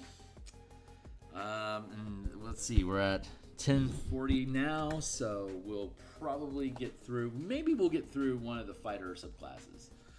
But let's just keep pushing on. So, Rage of Ecstatic Union with a God. Barbarian who walked the path of the Zealot received boons from a god or a pantheon. These barbarians experience their rage as an ecstatic episode of divine union that infuses them with power. They are often allies to the priests and other followers of the god or pantheon. Divine Fury. How's that go? Level 3? Divine Fury. Let's deck out the abilities first. And then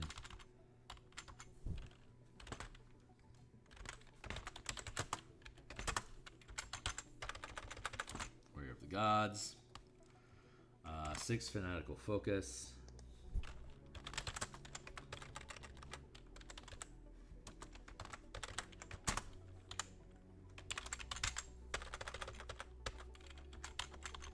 And Zealous Presence.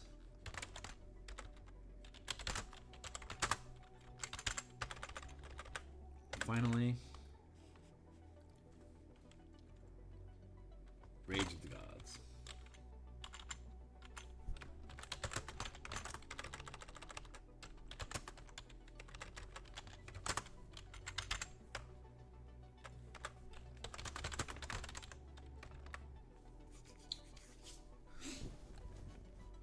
All right, Warrior of the Gods, Rage of the Gods, Fanatical Focus. Focus, Divine Fury. Okay, so you can channel Divine Power into your strikes.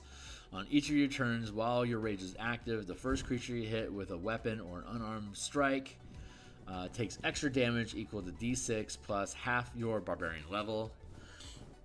The extra damage is necrotic or radiant. You choose the type each time you hit, each time you deal damage. Into your strikes on each of your turns while your rage is active,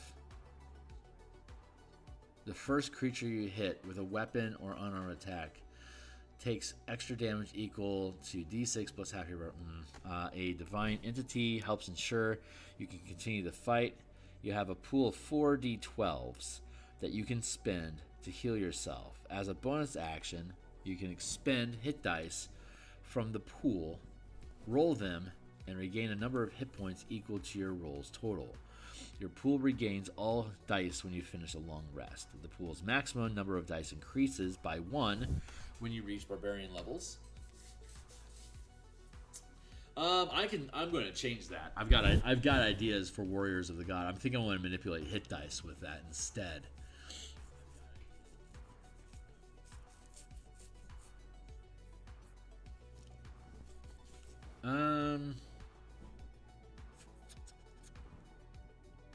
12 at 7, 17.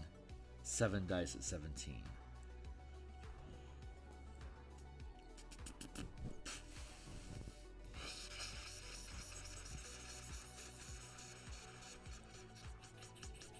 As a bonus action, you can expend dice from the pool, roll them,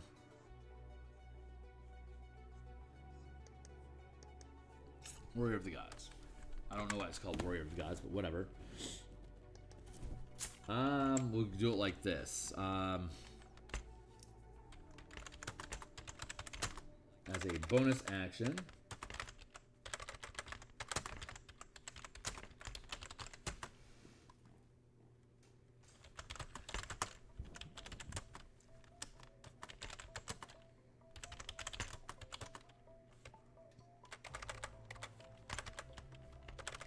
you can expend,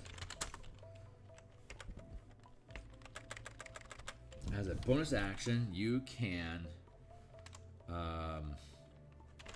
roll a number of power dice equal to the max rank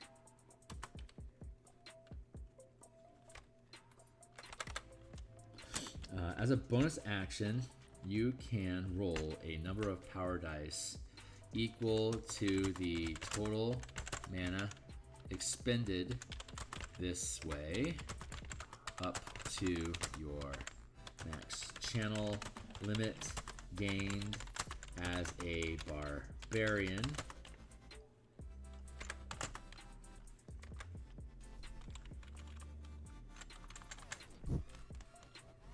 bonus action, you can heal a number of hit points equal to the result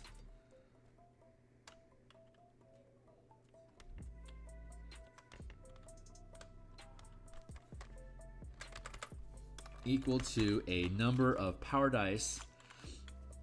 You can heal a number of hit points equal to the result of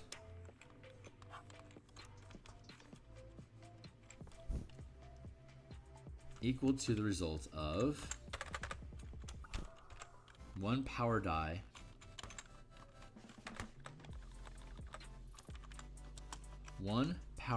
per mana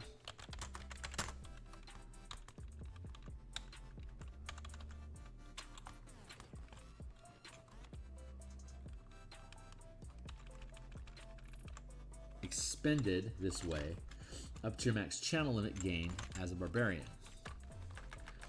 There you go. As a bonus action, you can heal a number of hit points equal to the result of one power die per mana expended this way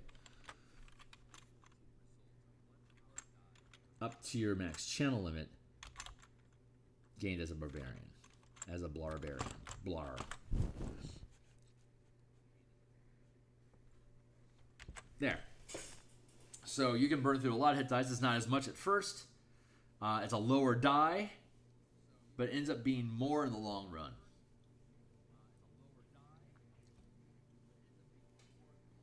Hit points equal to the result of one power die, because there's very little healing in this game. It's almost all temporary hit points. Like all the powers that we have, they're all temporary hit points. There's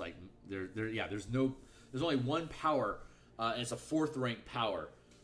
It's Rite of Revival is the only one that actually heals you of hit points. That and Breath of Life. Breath of Life gives you like 1 hit point when you're not dead, and Rite of Revival is the same. So this stays within the tenets of how we have the game operate. Divine Fury. So I'm happy about that. Divine Fury. You can channel divine power into your strikes on each of your turns while your rage is active. The first creature you hit with a weapon or an unarmed strike takes extra damage equal to 1d6 plus half your barbarian level rounded down. This extra damage is necrotic or radiant. I'm having thoughts here.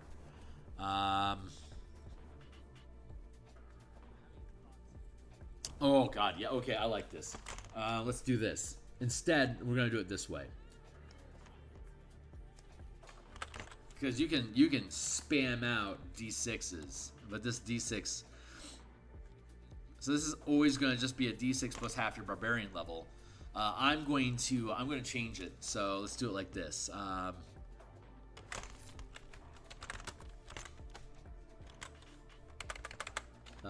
When you use a strike power, you can add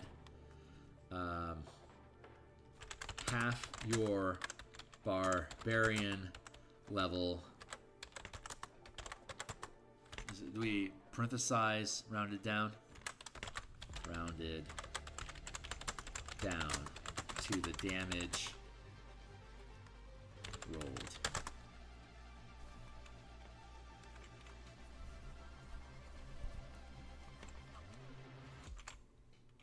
When you use a strike power, you can deal necrotic or radiant damage.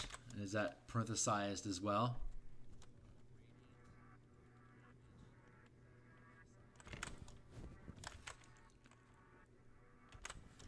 You can choose to deal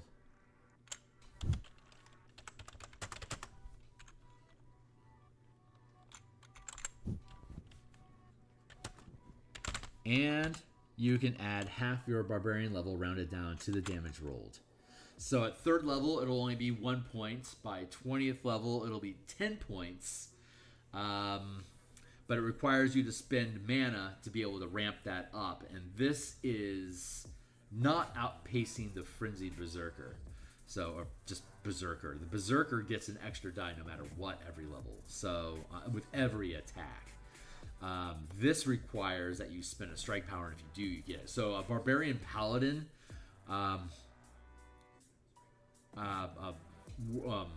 scaling together would actually be a really fucking nasty mix.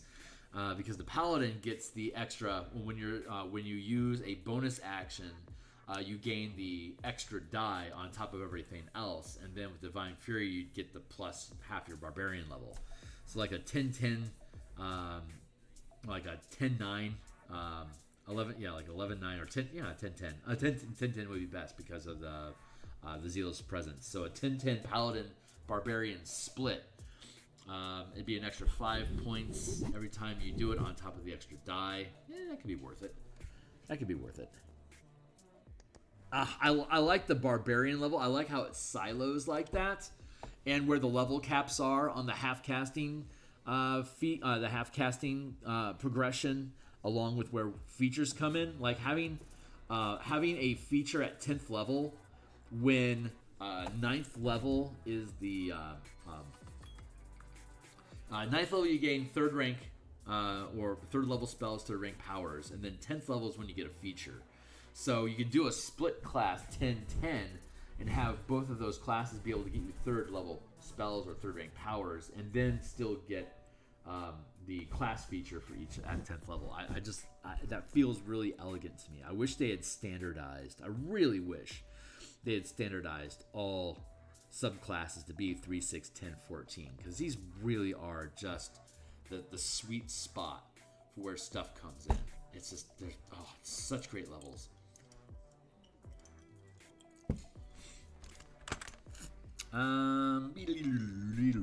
Let's see. So that's Divine Fury and Warrior of the Gods. Those both work well now. Let's go to Fanatical Focus.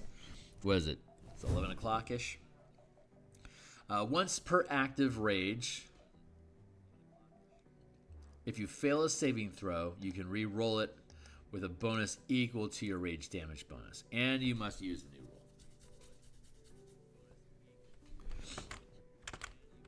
rule. Okay, Fanatical Focus.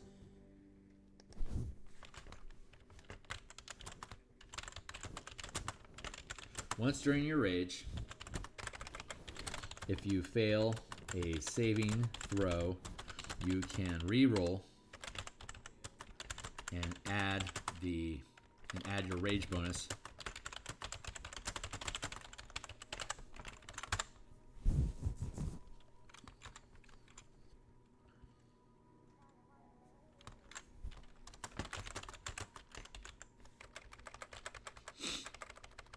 and then you can just spend a point to re-rage to get this ability back each turn if you want, but you're going to burn through your mana quickly that way.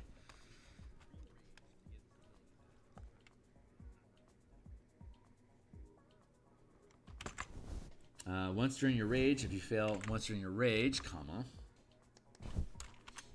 if you fail a saving throw, you can re-roll it and add your rage bonus to the result.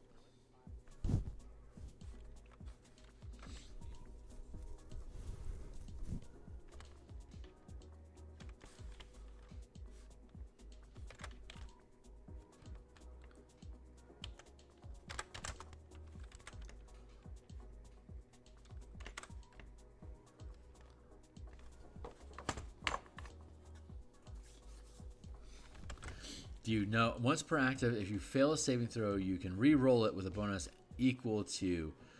It doesn't indicate. It doesn't indicate whether you do so before or after knowing the result.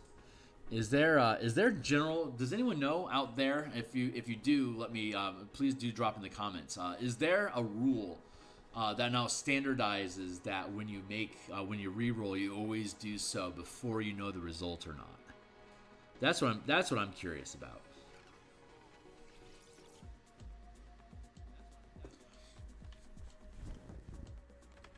I actually want to ask that question, the result. And let's drop in a comment.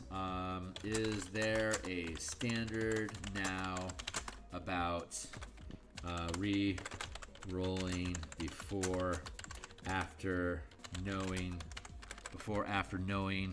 if success or fail.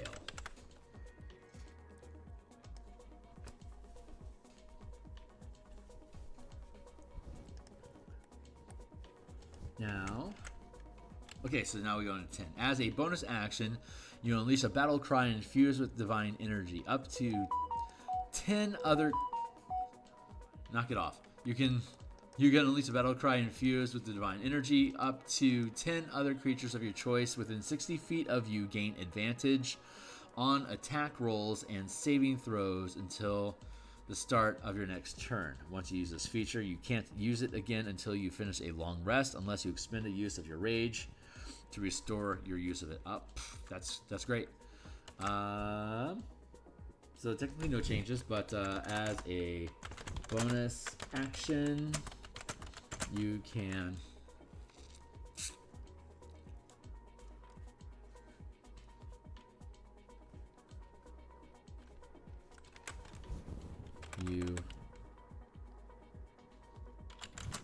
grant up to 10 allies, up to 10 other creatures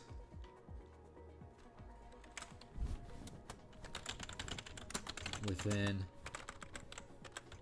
60 feet of you to roll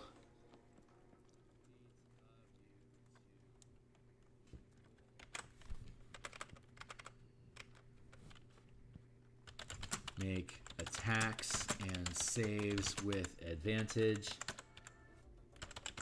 until the end of your next turn. Is that right? Until the start of your next.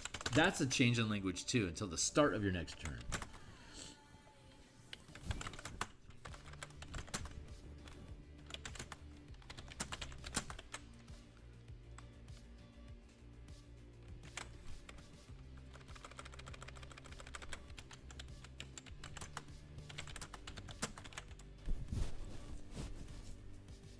Rest.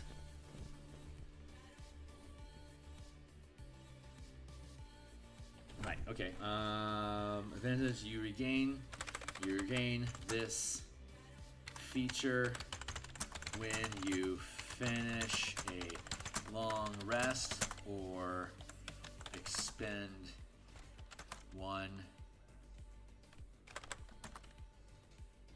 a use of rage. Is that how it's worded? A use of your rage.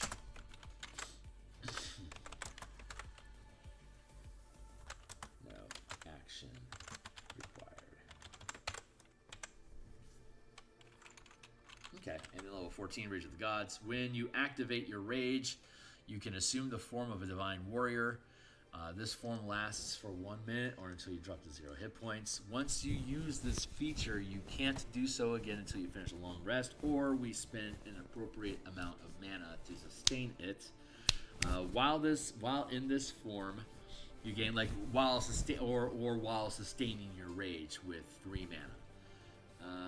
While in this form, you gain the benefits below: flight, resistance, revivification. When a creature within 30 feet of you would drop to 0 hit points, you can take a reaction to expend a use of your rage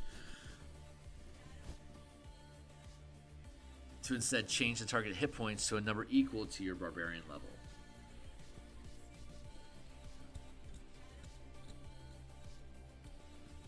Okay, this is good.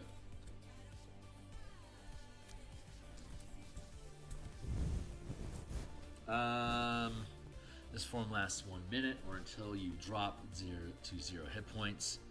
Once you use this feature, you can't do so again until you finish a long rest. While in this form, you gain the benefits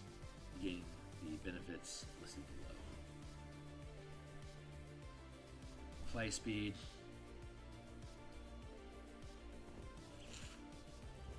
resistance,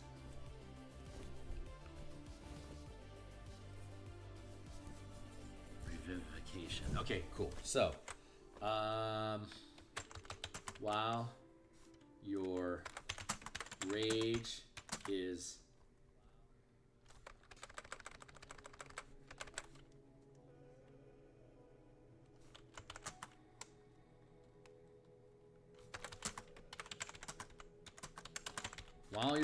active,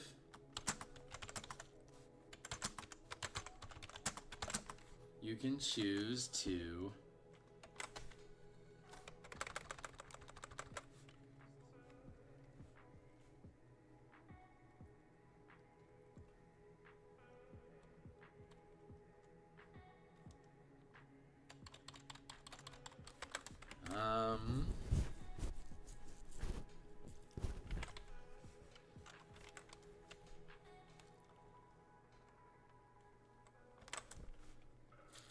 while this rage is active, you can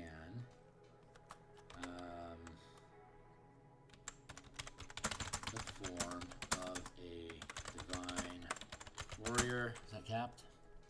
Divine warrior. You can assume the form of a divine warrior for 1 minute.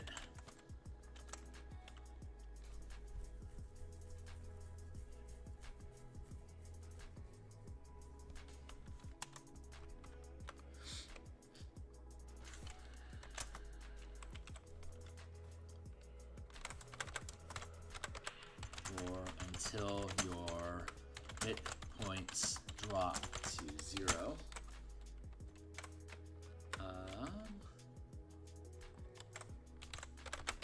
Once you use this feature, you can't use it again.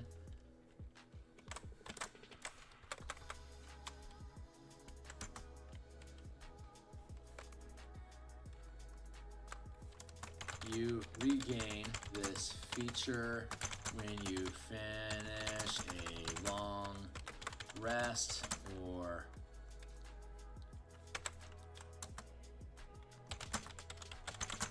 expend 4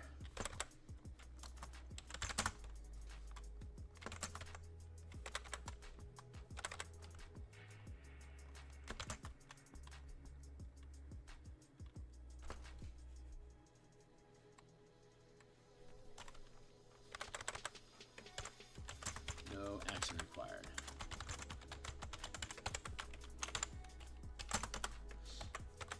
While in this form, you gain the following benefits.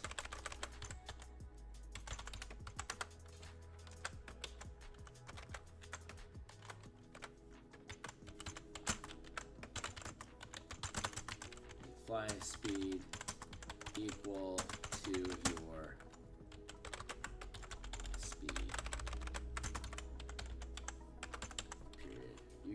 fly speed. I think that's supposed to be capitalized, right? Yeah, you have a fly speed. It's not you gain, you have. You have it because it's a current condition that remains current until the conditions change. Resistance. You have resistance to necrotic, psychic, and radiant damage. Are we supposed to? Yeah, ends with a period. Thank you. And revivification.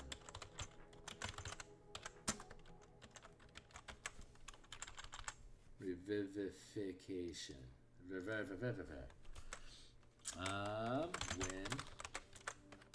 When a creature within 30 feet of yourself, is that how we do that? Of 30 feet of you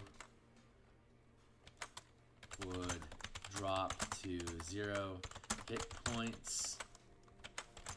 You can take a reaction to expend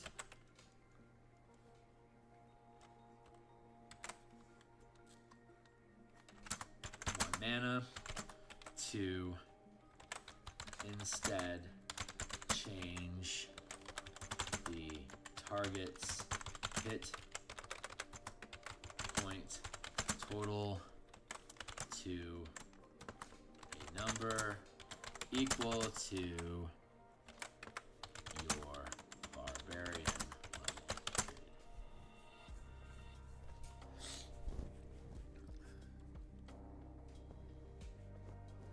That'll work.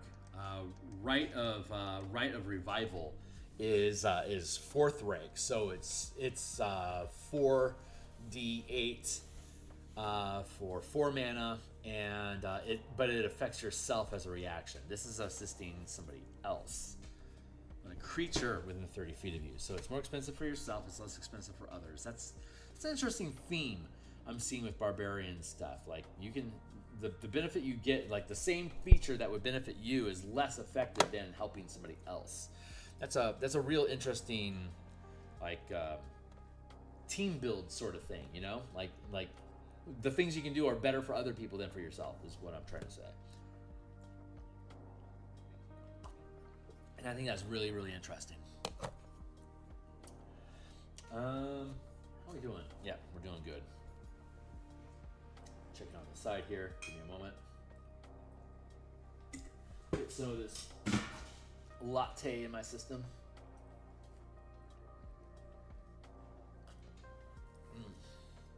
That's good. And we'll give it a water chaser so I don't dehydrate.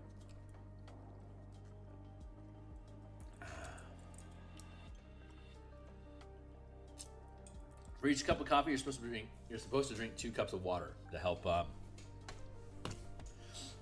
prevent stones, I guess. I believe is what they said. While your rage is,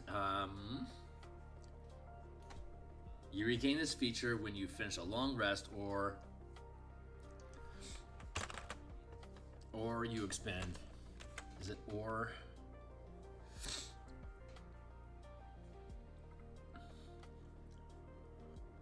Unless you expend.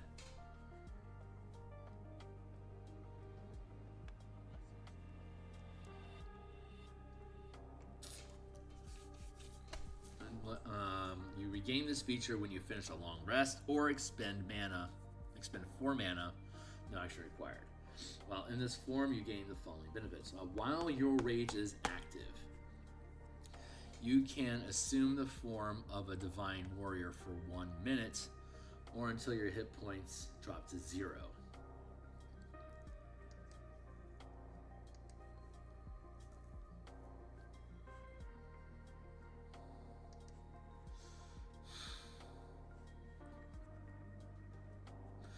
Let's change that. We have a feature up here in the Wild Heart. This is the one that I want. Here it is.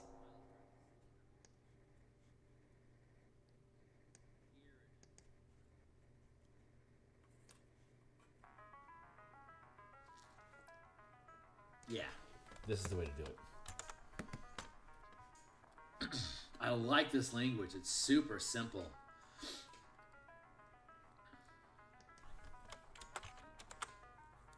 You can sustain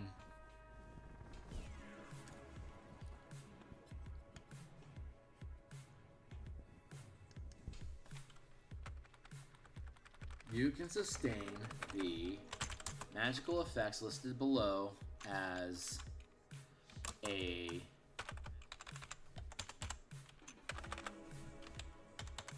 third rank power.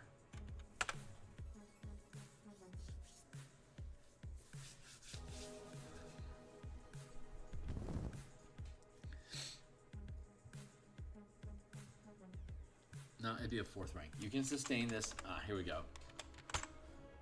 You can sustain this, the magical effects listed below as a 4th rank power. When you activate your rage feature, I don't need to have feature, it can just be when you activate your rage.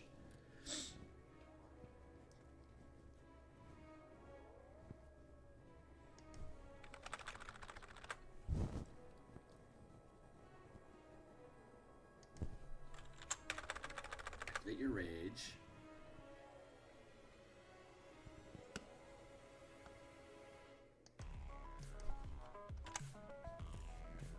activate your rage, you can do so with one of them at no cost.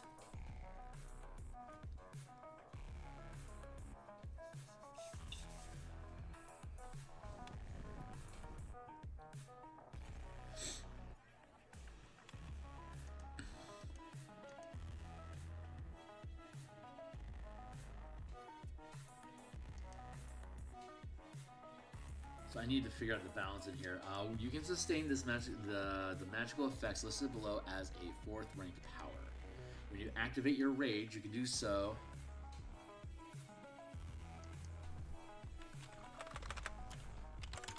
You can do so once at no cost.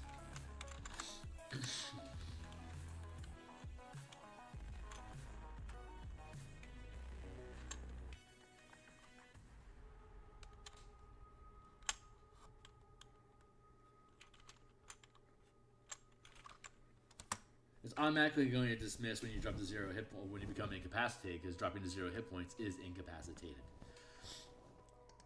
The language is would drop to 0 hit points, so I actually need to go into Write a Revival and update that while I'm thinking about it. As a reaction to when you would drop to 0 hit points but don't die outright.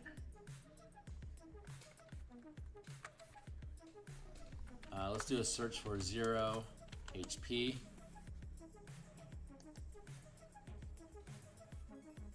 At the beginning of your turn, regain 5+ if you don't gain this benefit from this feature if you have 0 HP. When a creature that has dealt damage to you is reduced to 0 HP while within reach of your weapon attack, you gain a number of temporary hit points. As a reaction to when a creature you can see drops to 0 hit points, you can command the creature to move up to half speed and make... Okay, yeah, those are all legit.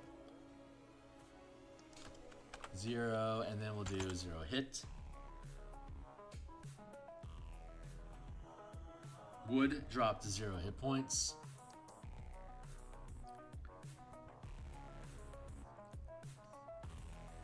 That would reduce you to 0 hit points.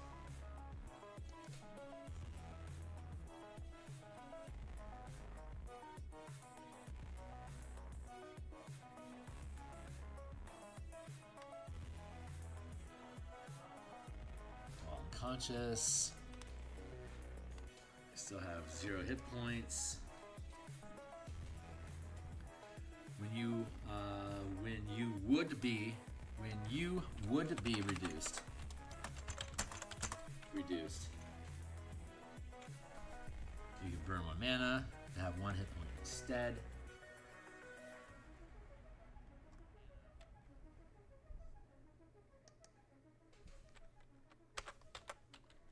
A number of hit points equal to 1.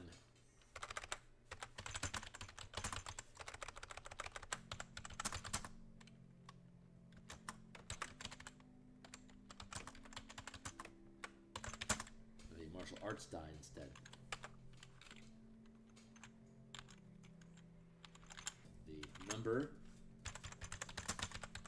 rolled on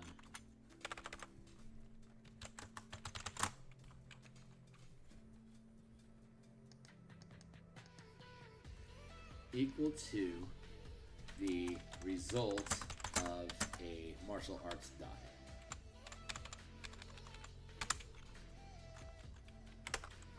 Instead, period. That would drop to 0 hit points. Very good. That would reduce you to 0 hit points. Very good.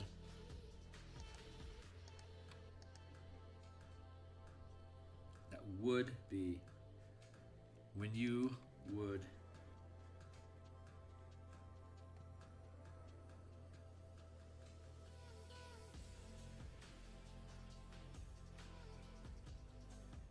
would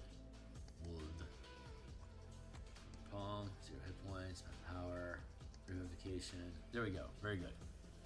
Cool. Got that resolved. Now let's go back down to Path of the Zealot.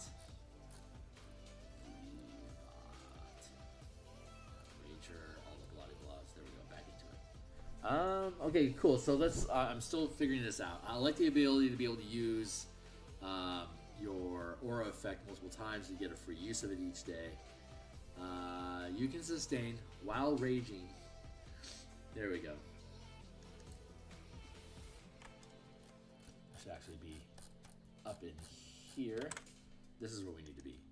Traveling along the tree, Zealot. There we go. Cool. You can sustain magical effects listed below as a 4th rank power. When you activate your rage, you can do so once at no cost.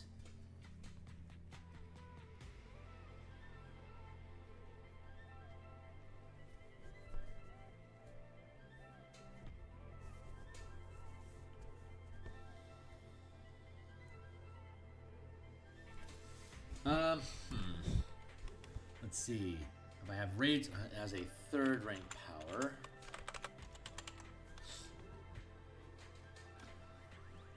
you can sustain the magical effects listed below as a 3rd rank power. When you activate your rage,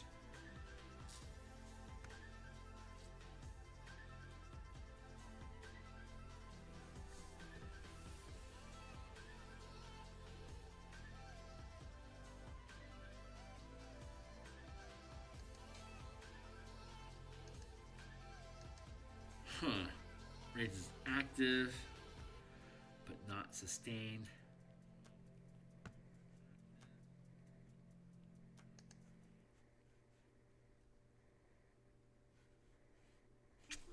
Okay.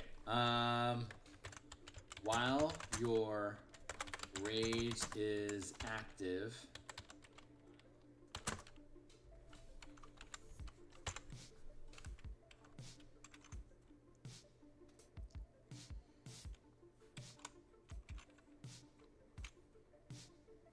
you can sustain the magical effects listed below as a 3rd rank power.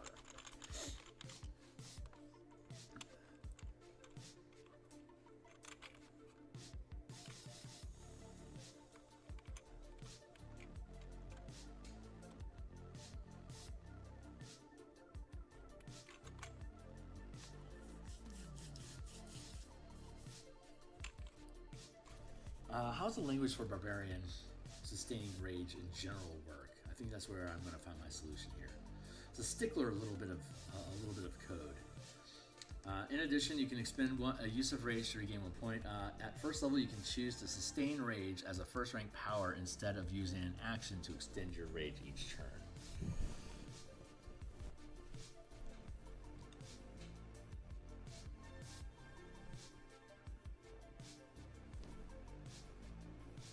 Again, free use of it.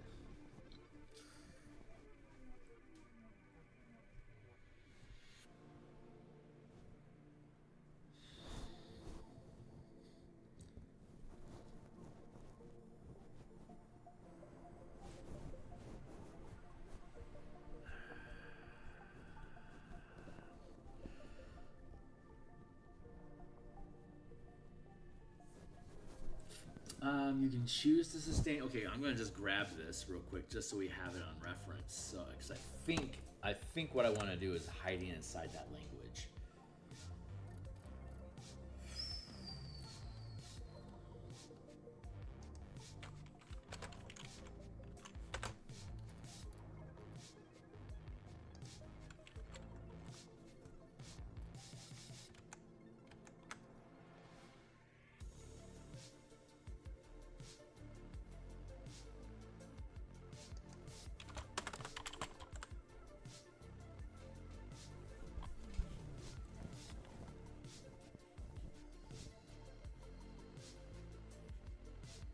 Third rank power.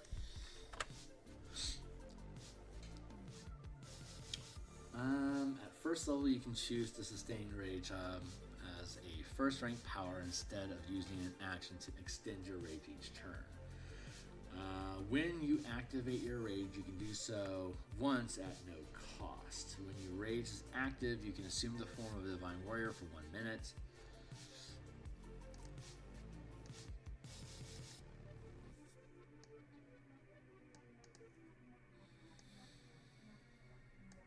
Let's do it. Let's do it this way.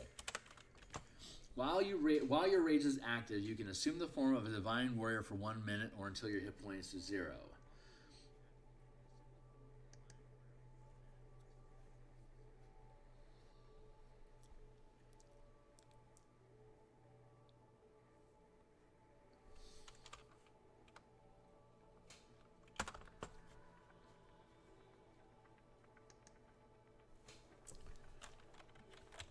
While in this divine form, you gain the following benefits.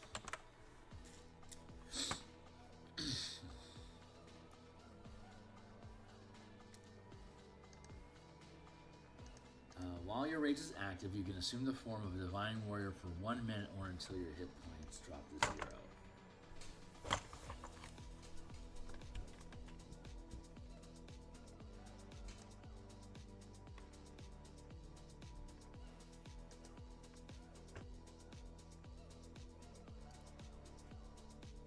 Period.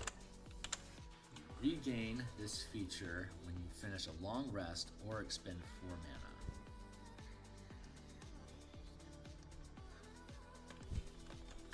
In addition,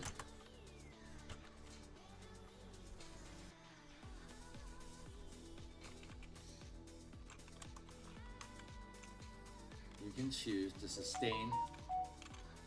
You can choose to sustain rage while in this form.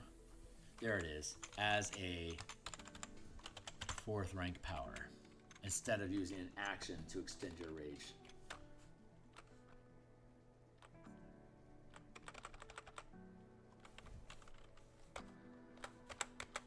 Period.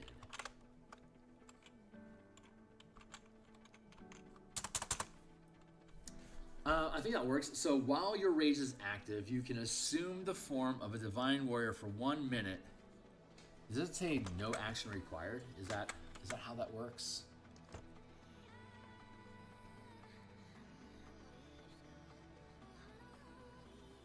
When you activate, oh, there it is. When you activate your rage. Got it. When you activate your rage. When you activate your rage, you can assume the form of a divine warrior for 1 minute or until your hit points drop to 0. You regain this feature when you finish a long rest or expend 4 mana, no action required. In addition, alternatively,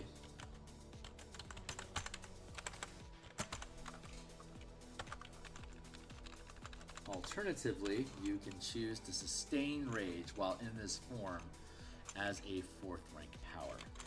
That language jives, and it hits the effect that I want. Nice. While in this divine form, you gain the following benefits. Perfect. That's exactly how we wanted that shit to shake out. Nice. Hey, we did it.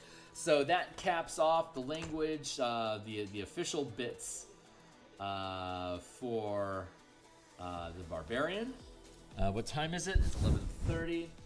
Okay, we got a little bit of time left, so we can start digging into the fighter.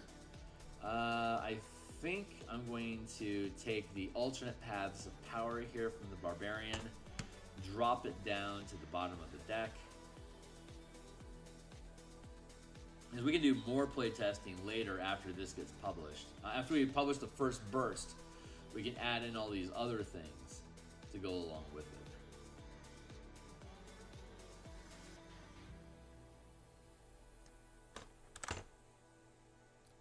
Not bad.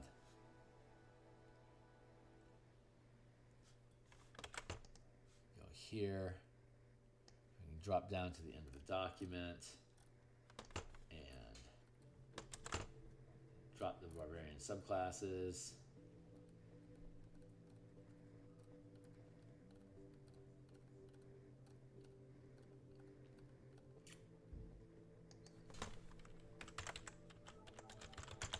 Unpublished.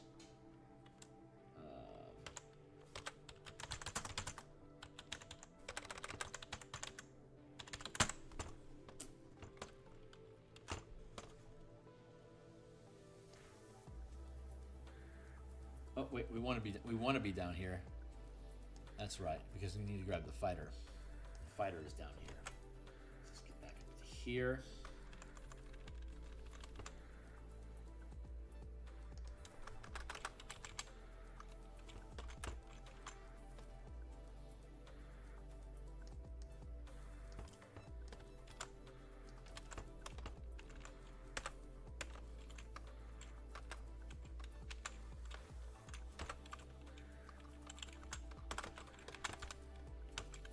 Nitpicky.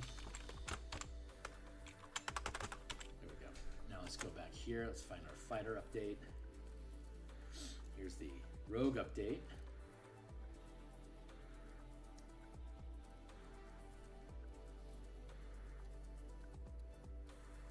I'm gonna grab the fighter stuff to make sure it's updated. Cut. Back to here. Paste.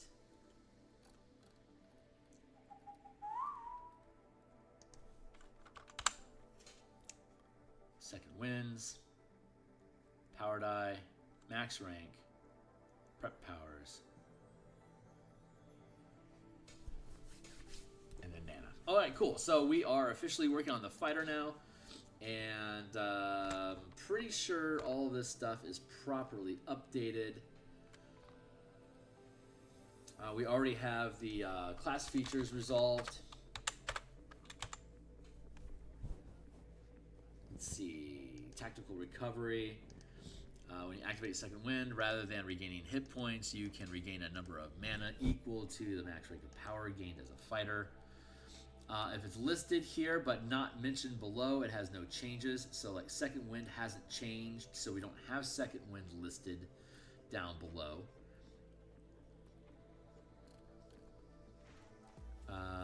But we do have tactical recovery and empowered maneuvers, for example, listed. Tactical recovery, empowered maneuvers, mana,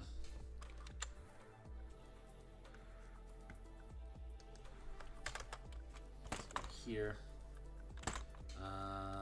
Let's see, and the features that we get rid of don't appear in the book at all, so let's go back to here and stitch the Barbarian shut and crack open the fighter and go down to the fighter class features. Fighting style is gone, Second Wind stays, weapon mastery is gone because those get folded into the channeling class feature, so that's appropriate. We added on empowered maneuvers and tactical recovery. Action surge and then tactical mind, those still exist. Fighter subclass at 3 still exists. ASI still exists. Tactical shift, and we have the empowered attacks, extra attack that is in place. Ability, subclass ability, Indomitable and Tactical Master. 9, Indomitable power, 1 use, and Indomitable power is updated. Modifies Indomitable. And we got rid of Tactical Master. Tactical Master no longer exists.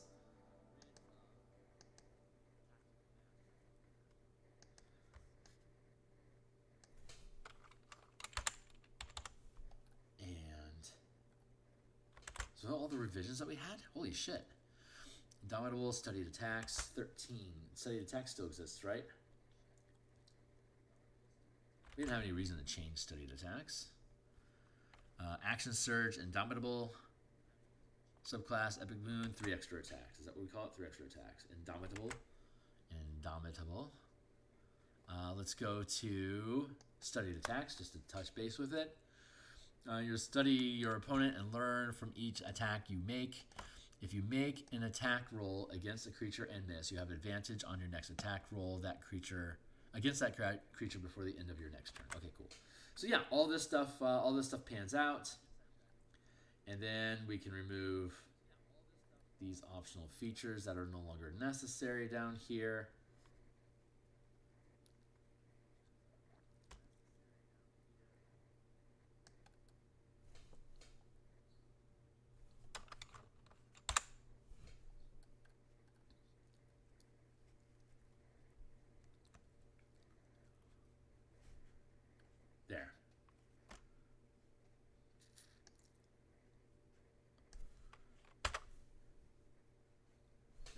fine. Power Surge, also good. Again, at 10th level, when you use Action Surge, you gain a number of temporary hit points equal to your max channel limit. No, we don't need that.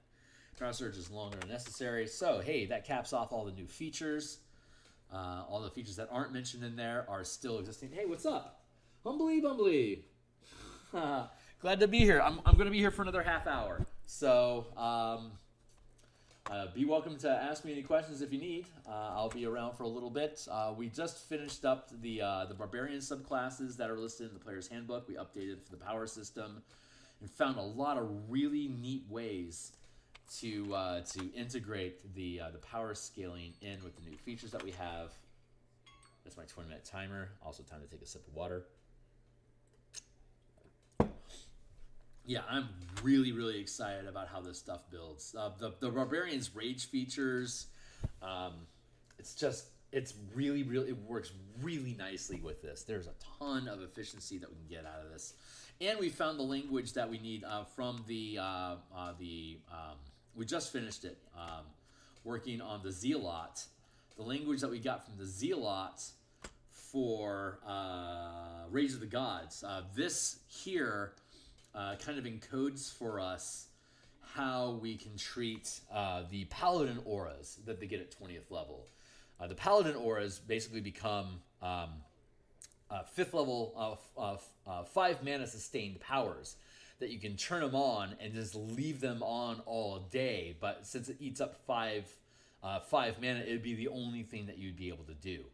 Then you'd also be able to refresh it by spending 5 mana to get it again. So we'll have a lot of flexibility on like you get your Paladin Capstone feature, and you can just churn it on all day if that's all you want to be. So this was a really productive session for us finding how to use the martial power stuff that we had been using and how to marry it with the new language that we're seeing and the way that they use action economy and sustaining effects with the Barbarian. All of that stuff is directly transferable to the Paladin. So I am very, very happy with how all this shit is coming along. So 1, 2, 3, 4, 5. So without me geeking out any further, we've already structured the fighter 2 sessions. I think it was 2 sessions ago. We laid down all of these different features. So all of this stuff now jives with the 2024 book. Obviously, we got rid of the fighting styles and the weapon mastery categories because those are now powers that you can prepare so that you can always use multiple fighting styles at the same time, or have multiple combat masteries that are available with any weapon that you're proficient with as like cantrip effects that you prepare instead of how they're allocated in the player's handbook. So we have a lot more flexibility on how we're using our prep power resources, and we've settled on, from last session we had settled on a scale of 5 to 27 powers total. The Elder, we won't get to the Eldritch Knight today, I don't think, but I am most interested in that because we're gonna mess around with how to blend spellcasting and channeling powers together inside of the same class, which will help set up the framework for multi-classing and for, once this book publishes, how to have spellcasters like Sword Bard or Blade Singer, or the Blade Singer, how they would be able to get access to powers, but not completely blow out the curve with how much mana like wizards get compared to how much mana these guys get. So there is a way to scale it, but we're not there yet. So, but I can see it. So anyway, I'm pontificating and geeking out on my own shit. So how about I knock it off and get back to it. So obviously we had previously created an archetype for all of the fighter classes that were published since 2014 by Wizards, but only 4 of them will actually be in the book. So we're going to focus our attention right now on just making sure that we get what's in the book correct, and then we'll make an expansion, like a splat book of all the subclasses that are relevant, and add those in as well. So Battlemaster, Champion, Eldritch Knight, and Psy Warrior. So let's go down here and fetch those guys from what we had already built. and see what do we need to do. Is there any revisions that we are going to need? So, Psy Warrior. Extract the Psy Warrior. Fetch him to... Oh, we don't have Eldritch Knight listed in here currently. So we'll skip that for now. Champion.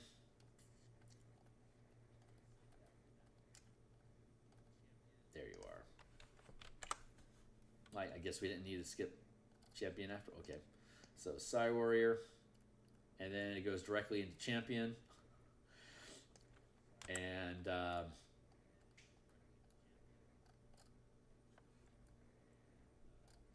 and then Battle Master. It's here, right? Yeah. So let's drop that in. We'll fetch these. We'll have time for battle, probably time for Battle Master today. Oh, I needed to, damn it. I'm jumping the shark. Hold on.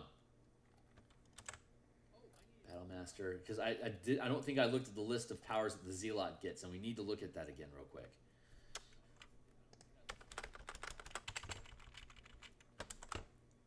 Here and now, but I can pluck all these out for now. Rat, purple, Rune Knight. Oh, come on. My mouse has been fidgety lately. Samurai. Did I reach the end of my playlist?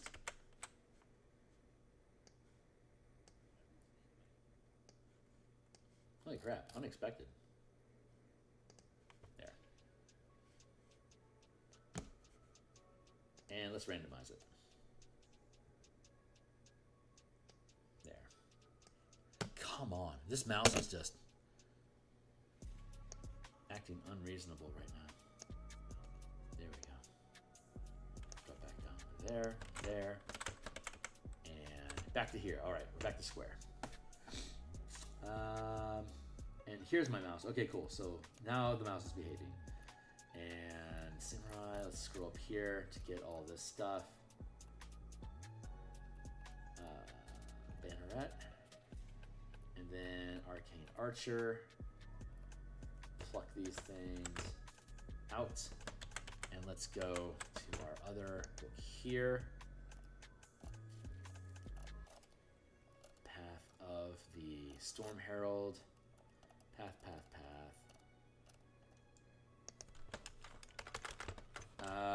Let's see. Fighter archetypes.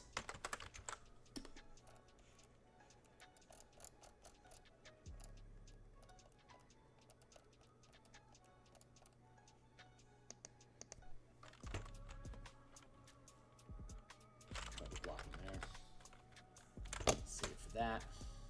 Here. And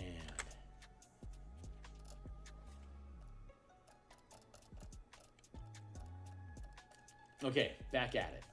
So we have our fighter figured out. Now we're going to... oh, that's right. Well, I wanted to take a look at Zealot real quick. Make sure that the powers that we have are still appropriate. So, given what the Path of the Zealot has, strike power, you can deal necrotic damage. You can add half your barbarian level when you do so. Dire Impact still makes a lot of sense there. Adaptive Resistance. As a bonus action, when you have a number of hit points equal to the result of one power die, as a bonus action, you can heal a number of hit points equal to the result of one power die per mana expended. This way, up to your max rank, you can heal yourself for a number of hit points equal to the result of one power die per mana expended this way up to, okay, so adaptive resistance still jives. That is giving you variable resistances up to you. Life Stealing Strike, second rank, that makes sense. Saving Grace is a saving throw boost. 6th level is if you fail a saving throw, you can reroll it and add your rage bonus. And then Saving Grace is a type of reroll in the saving throw as well. I don't think does regeneration still exist? I think it's still in here. Let's go back up to the top here. Regeneration. There it is. Yeah, still exists, and it is a maneuver. So, where'd you go? There you are. Regeneration. When you channel this maneuver, you can spend a number of hit dice up to your max rank to regain a number of hit points equal to the amount rolled. Kicker 1. You can spend 1 mana to end 1 disease or one of the following. There are no diseases anymore. To end one of the following conditions: blinded, deafened, poisoned. You can spend 3. You can expend. Working on standardizing the language here. You can expend 3 mana to end one of the following effects: 1 curse, any reduction to one of your ability scores, 1 effect reducing your hit point maximum, 1 degree of exhaustion. That might be overpriced at this point. And then kicker plus 1+. When you spend additional mana to target an additional creature for each point of mana spent, this way up to your max channel limit. So we can benefit everybody. That's cool. Regeneration is not bad. And it is 2nd rank. I think we should keep that. Cursed Brand. What is Cursed Brand? 2nd rank, yeah. Cursed Brand. This is one of the Blood Hunter rights that were converted into a mana power, so you don't have to cut yourself to make use of it. You can just make yourself a Blood Hunter by picking powers. You curse a creature you can see to make saving throws against you with disadvantage. The effect ends when the creature succeeds a saving throw against you. Everything pretty much ends after a minute, which is pretty standard. Unless it's a sustained power, it stays active until you until you're incapacitated. But Curse of Brand, so they could get out of it sooner if they can save against you, but it will end after a minute regardless. That's just a standardized thing that we did to keep the world simple. Everything can pretty much affect, unless it says otherwise, like everything is within 60 feet, and everything lasts a minute unless it says otherwise. 60 seconds, right? 60 feet, 60 seconds, very simple. So Curse Brand is good. Hexproof is 4th rank reaction at 13th level. Hexproof is good. Master of Fate is good. Unstoppable is good. God, this guy's just fucking buffed up. But yeah, those are all legit. So cool. We can walk away from that. Fighter. Let's get back down into the Battle Master. We'll verify the maneuvers chosen. Although they're all just, look at that. They're all just a bunch of cheap 1st rank maneuvers that you just get a fuck ton for free. I absolutely love that. Let's verify moving target still exists as a reaction, because I've had some updated. There it is, moving target. As a reaction to when a creature you can see moves into or within the reach of your melee weapon, you can make an attack, even if the target is using the disengage action. Rolling 1 power die per mana channeled, adding the highest result to the attack roll. If the attack misses, restore the mana to your pool.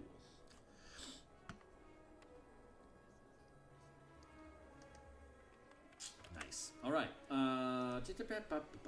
So combat superior. Okay, cool. So let's start taking a look at what the actual features are here. Make sure we stay on task. So blippity blop. Combat superior. Here we go. Okay, Battle Master. Battle Masters are students of war. Blah blah blah. Combat superiority. Your experience in the battlefield has refined your fighting techniques. You learn maneuvers that are fueled by special dice called superiority dice. We already have maneuvers built out as powers. You'll learn 3 maneuvers of your choice from the maneuvers. Okay, we already have an abundant number of powers already that you can choose from. You can learn more of them. Of course you can. Superiority dice. I love this one. So we have combat superiority. Level 3 is the way that we do it now. Level 3, combat superiority. And then, do we still have level 3 ready for anything? No, it's Student of War now. Student of...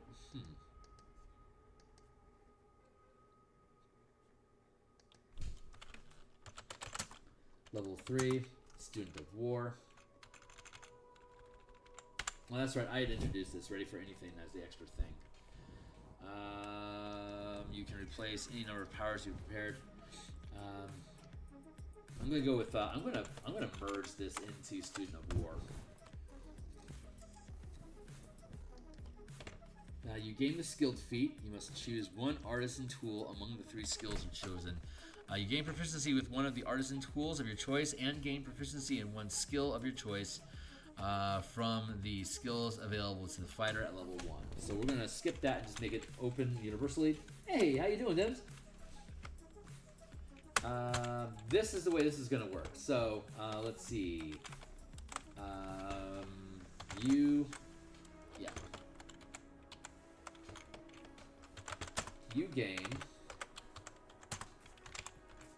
gain the skilled feat.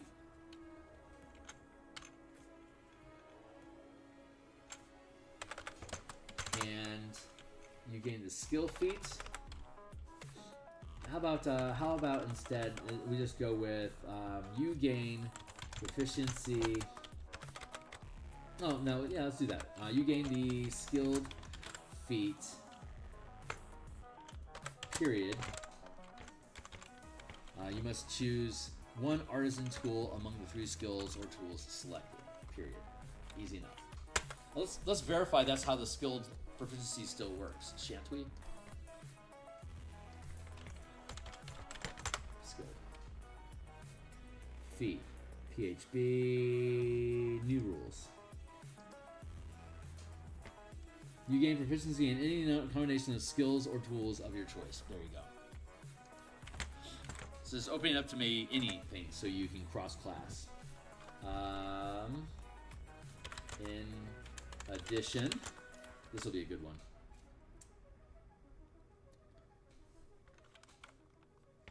Hold on.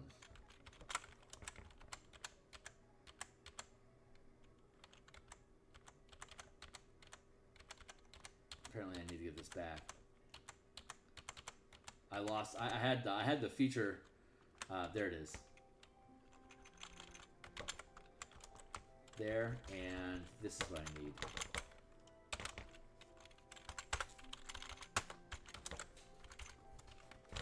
In addition,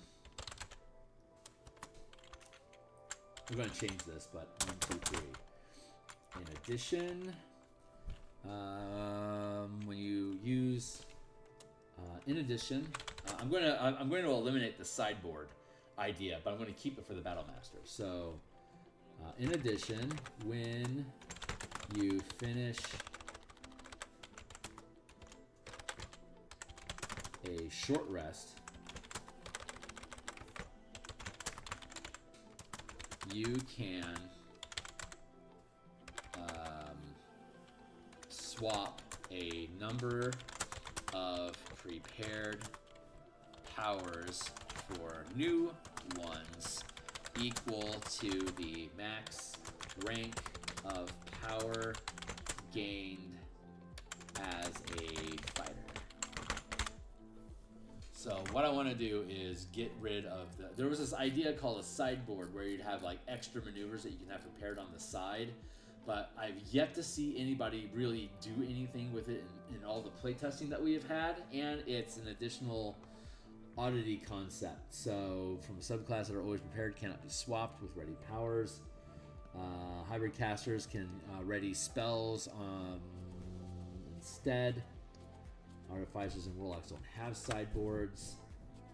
Barbarians, monks, paladin, rogues can swap all powers when you finish a long rest. We might end up changing that to you can swap one. Rogues can swap a number of powers when you finish a long rest equal to the max rank of power you have gained.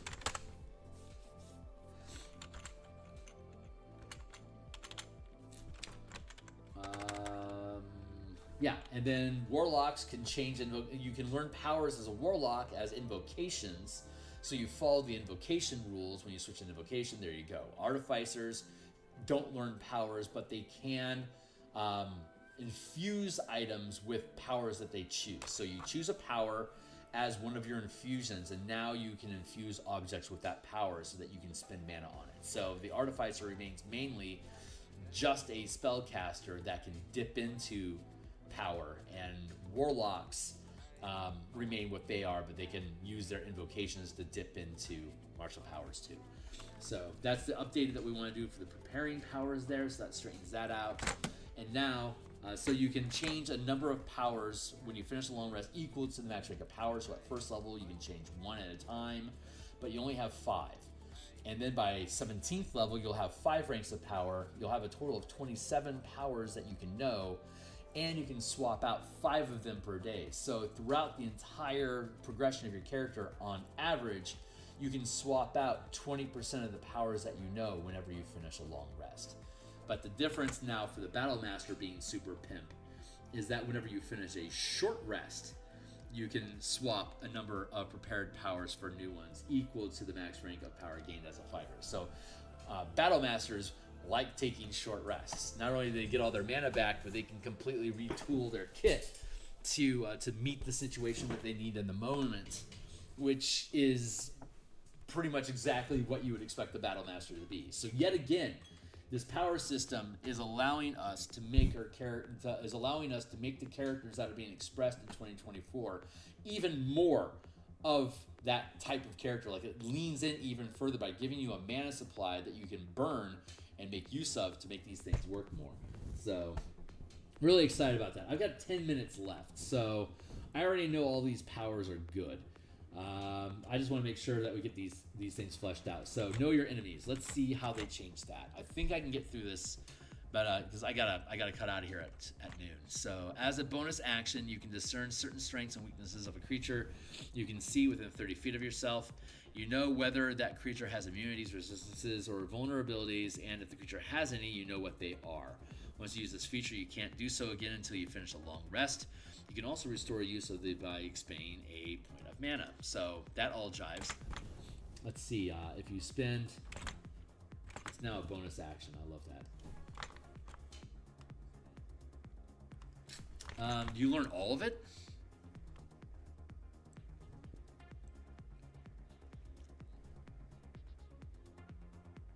You know what they are. Once you use this feature, you can't do so again. Okay. I'll simplify. That sounds great. As a bonus action, I'm fine with simplifying. As a bonus action,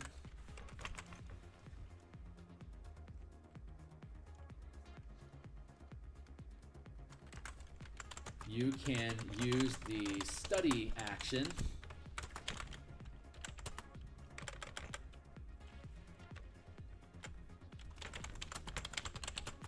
targeting a creature within 30 feet of yourself.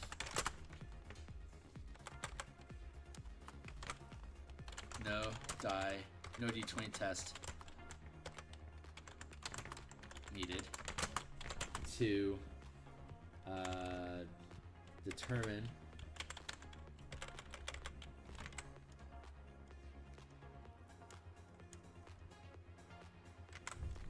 as a bonus action. You can use the study action targeting a creature within 30 feet of yourself. No D20 test needed. You learn any immunities, resistances, vulnerabilities, or lethalities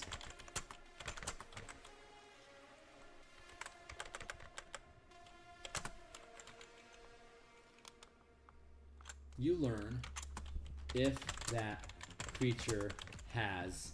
So immunities mean you take no damage. Resistances mean you take half damage. Vulnerabilities mean you take an extra amount of damage. You take double damage from the attack, and lethalities means if you take any damage from the attack. Lethality is a condition that converts any monster with a lethality basically to become a minion with 1 hit point if you hit them with that type of damage. So lethalities is a really fun way to basically implement that idea of minions without actually having to have a minion mechanic in the game. It's just simply if you hit them with this type of damage, they will die. So like things like for example, a fire elemental could have a fire elemental minion could have lethality against cold damage. So if you're being attacked with a wave of fire methods, you could, as the DM, could set this up that like they'll do D8 points of fire damage to you if they hit you, but all you have to do is blip them with like a cone of cold, and the entire wave gets wiped out.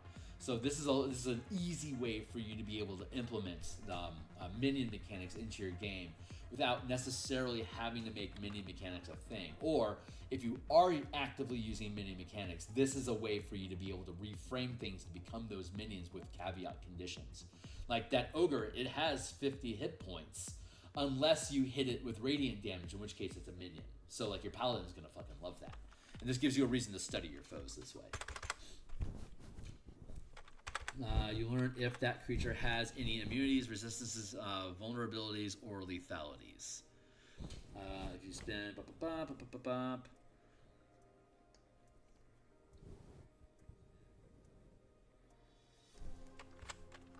There. Lethalities.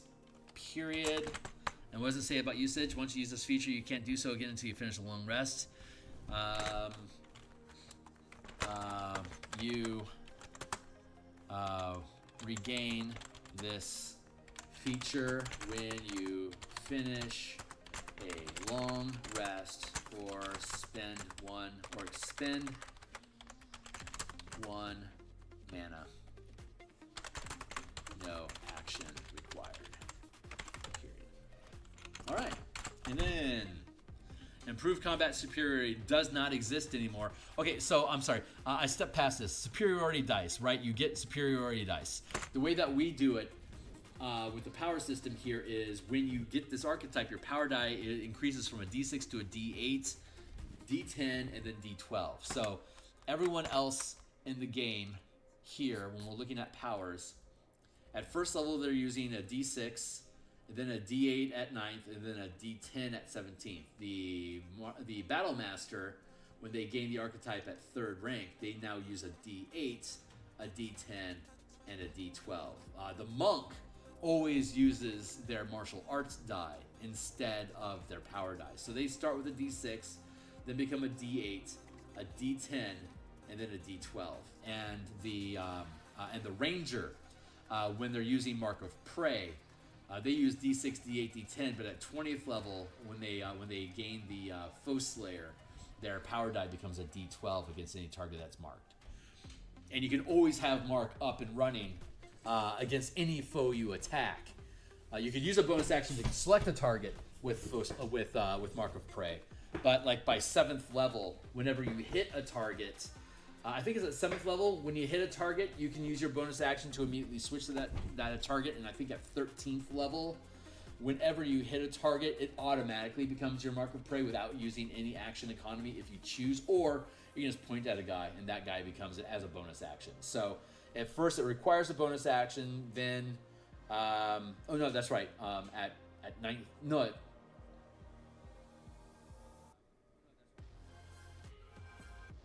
I think it's at 11th level. We'll look at it. We're going to go back and visit the Ranger again. But it's somewhere in there, it becomes a free action to do it. And it's at a high enough level that you're basically going to go Ranger all 20 levels. Like, I think it's at 10th level. Anyway. Sorry. Tangent. Let's get back into it. Here and... Yeah, we're almost done. Know your enemy. We have that now. Improved combat superiority doesn't matter anymore, so we replaced it with... Perfect Mastery. You can add 2 combat masteries to your sideboard at cost. In addition, combat masteries no longer allow a saving throw. And a step mastery now moves 10 feet. Wait a second. Perfect Mastery. Do we have any masteries? No. So instead, what we're going to do with Perfect Mastery, you automatically, you have all combat masteries prepared.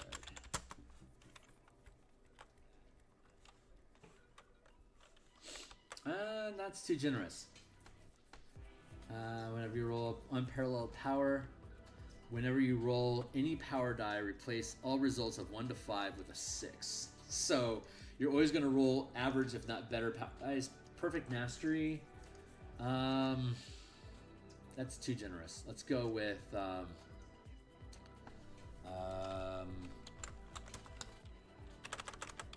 let's see. Select. You can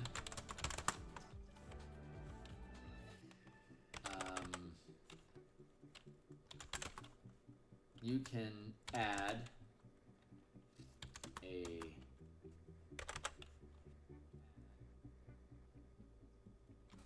you can add 5 combat masteries to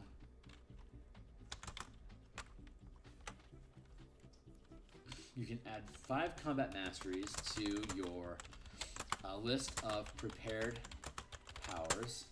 No, let's word it differently. Choose 5 combat masteries. These are always prepared.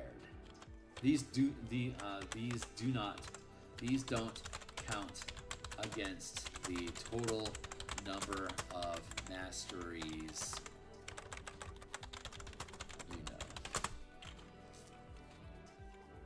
And then superior maneuvers. When you take the attack action, you can replace any number of attacks with maneuvers, paying the mana cost for each as normal, including mana gained from empowered maneuvers. Superior maneuvers, relentless. Once per turn, when you use a maneuver, you can roll 1d8 and use the number rolled instead of expending a superiority die. Holy shit, okay. Let's contemplate that future. Ultimate combat superiority.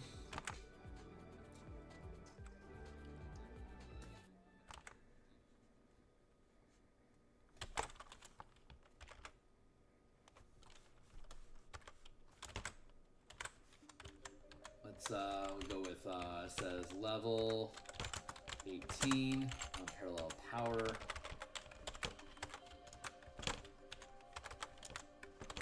Replaces ultimate combat superiority. Hey, what's up? Yeah, lethality's good. It's good shit, man. Relentless, improved combat mastery,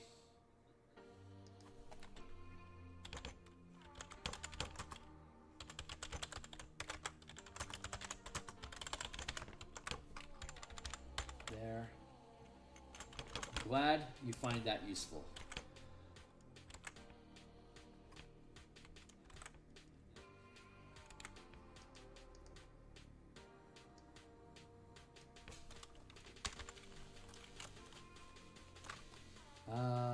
Mastery, know your enemies, student of war.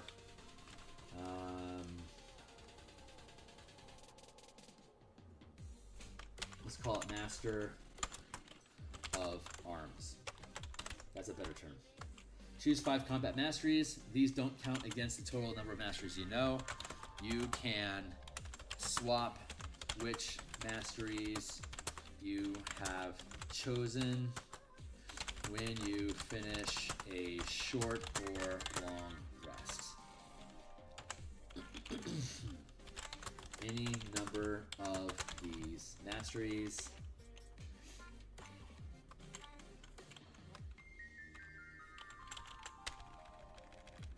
Because the way that we have it is if you're proficient with a weapon and you have the channeling feature, you automatically can use the weaponry, the mastery for that weapon. So you never have to select it based on the weapon. You can just automatically use it. But this gives you an extra pile of masteries that you can use with any weapon that it qualifies for, including the whole stack of masteries that don't appear on any weapon. So we have a total of 13 in this book, as opposed to the, I think, 8 that they have in the Player's Handbook. Superior maneuvers. 15th is now relentless.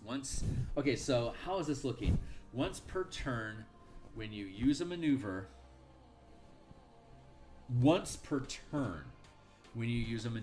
you can roll a d8 instead of the number rolled. So I think we can keep this. Superior maneuvers replaces relentless.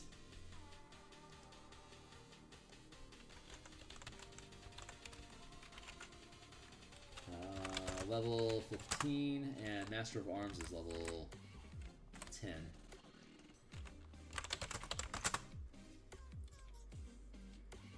And level...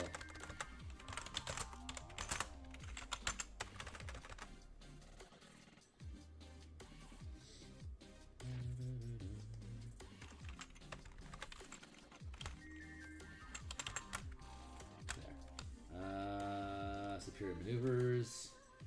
When you take the attack action, you can replace any number of attacks with maneuvers, paying the mana cost for each as normal, including mana gained from. Let's see. When you take the attack action, you can replace any number of attacks with first rank maneuvers.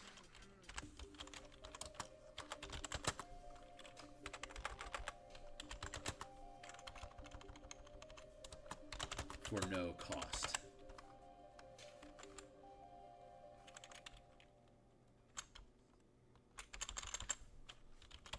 Without expending any mana.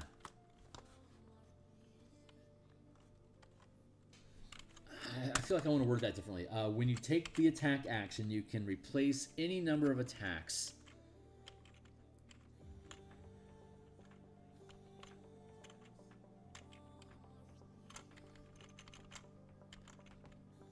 When you take the attack action, you replace any number of attacks to instead channel first rank powers, first rank maneuvers, without expending any mana. You can choose to channel you can choose to channel higher rank powers or expend additional mana as normal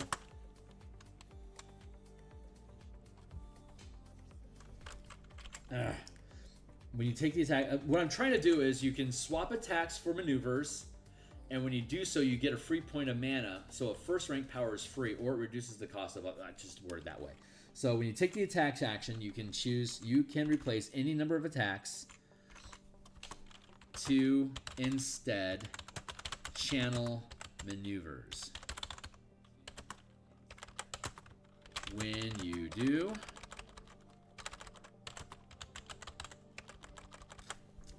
so the way I want to do, I'm going to see if I can capture that moment again. When you, what I want to do is replace a number of attacks with maneuvers, and when you do so,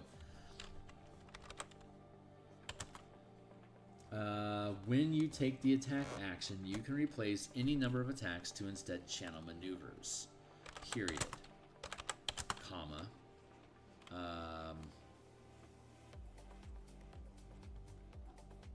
Gaining 1 point of temporary mana when you do for each attack sacrificed this way.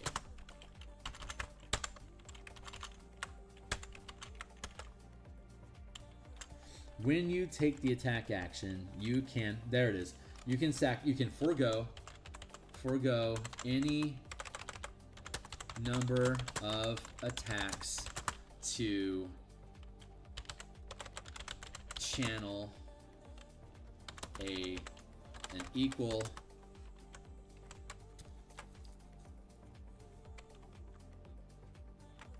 when you take the attack action, you can forego a number. Getting caught up here. You can forgo when you take the attack action. You can forgo, and you can forgo an attack to instead channel a maneuver, gaining 1 point of temporary mana to do so.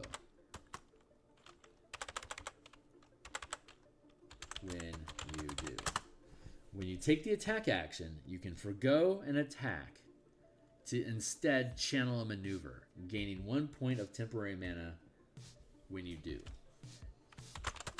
You can forgo any number of attacks this way, channeling a new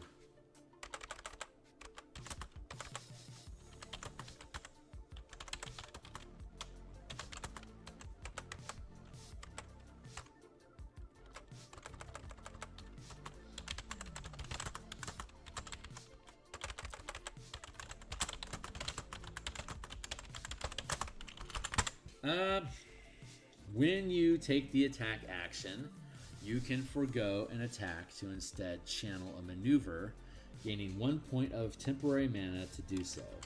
When you do so. You can forego any number of attacks this way, channeling a maneuver with channeling a separate maneuver with each attack.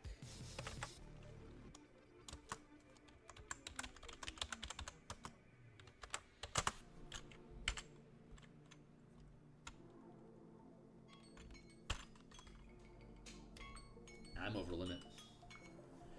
And then we have Unparalleled Power, which is whenever I'm not 100% on that language, but it's time for me to go.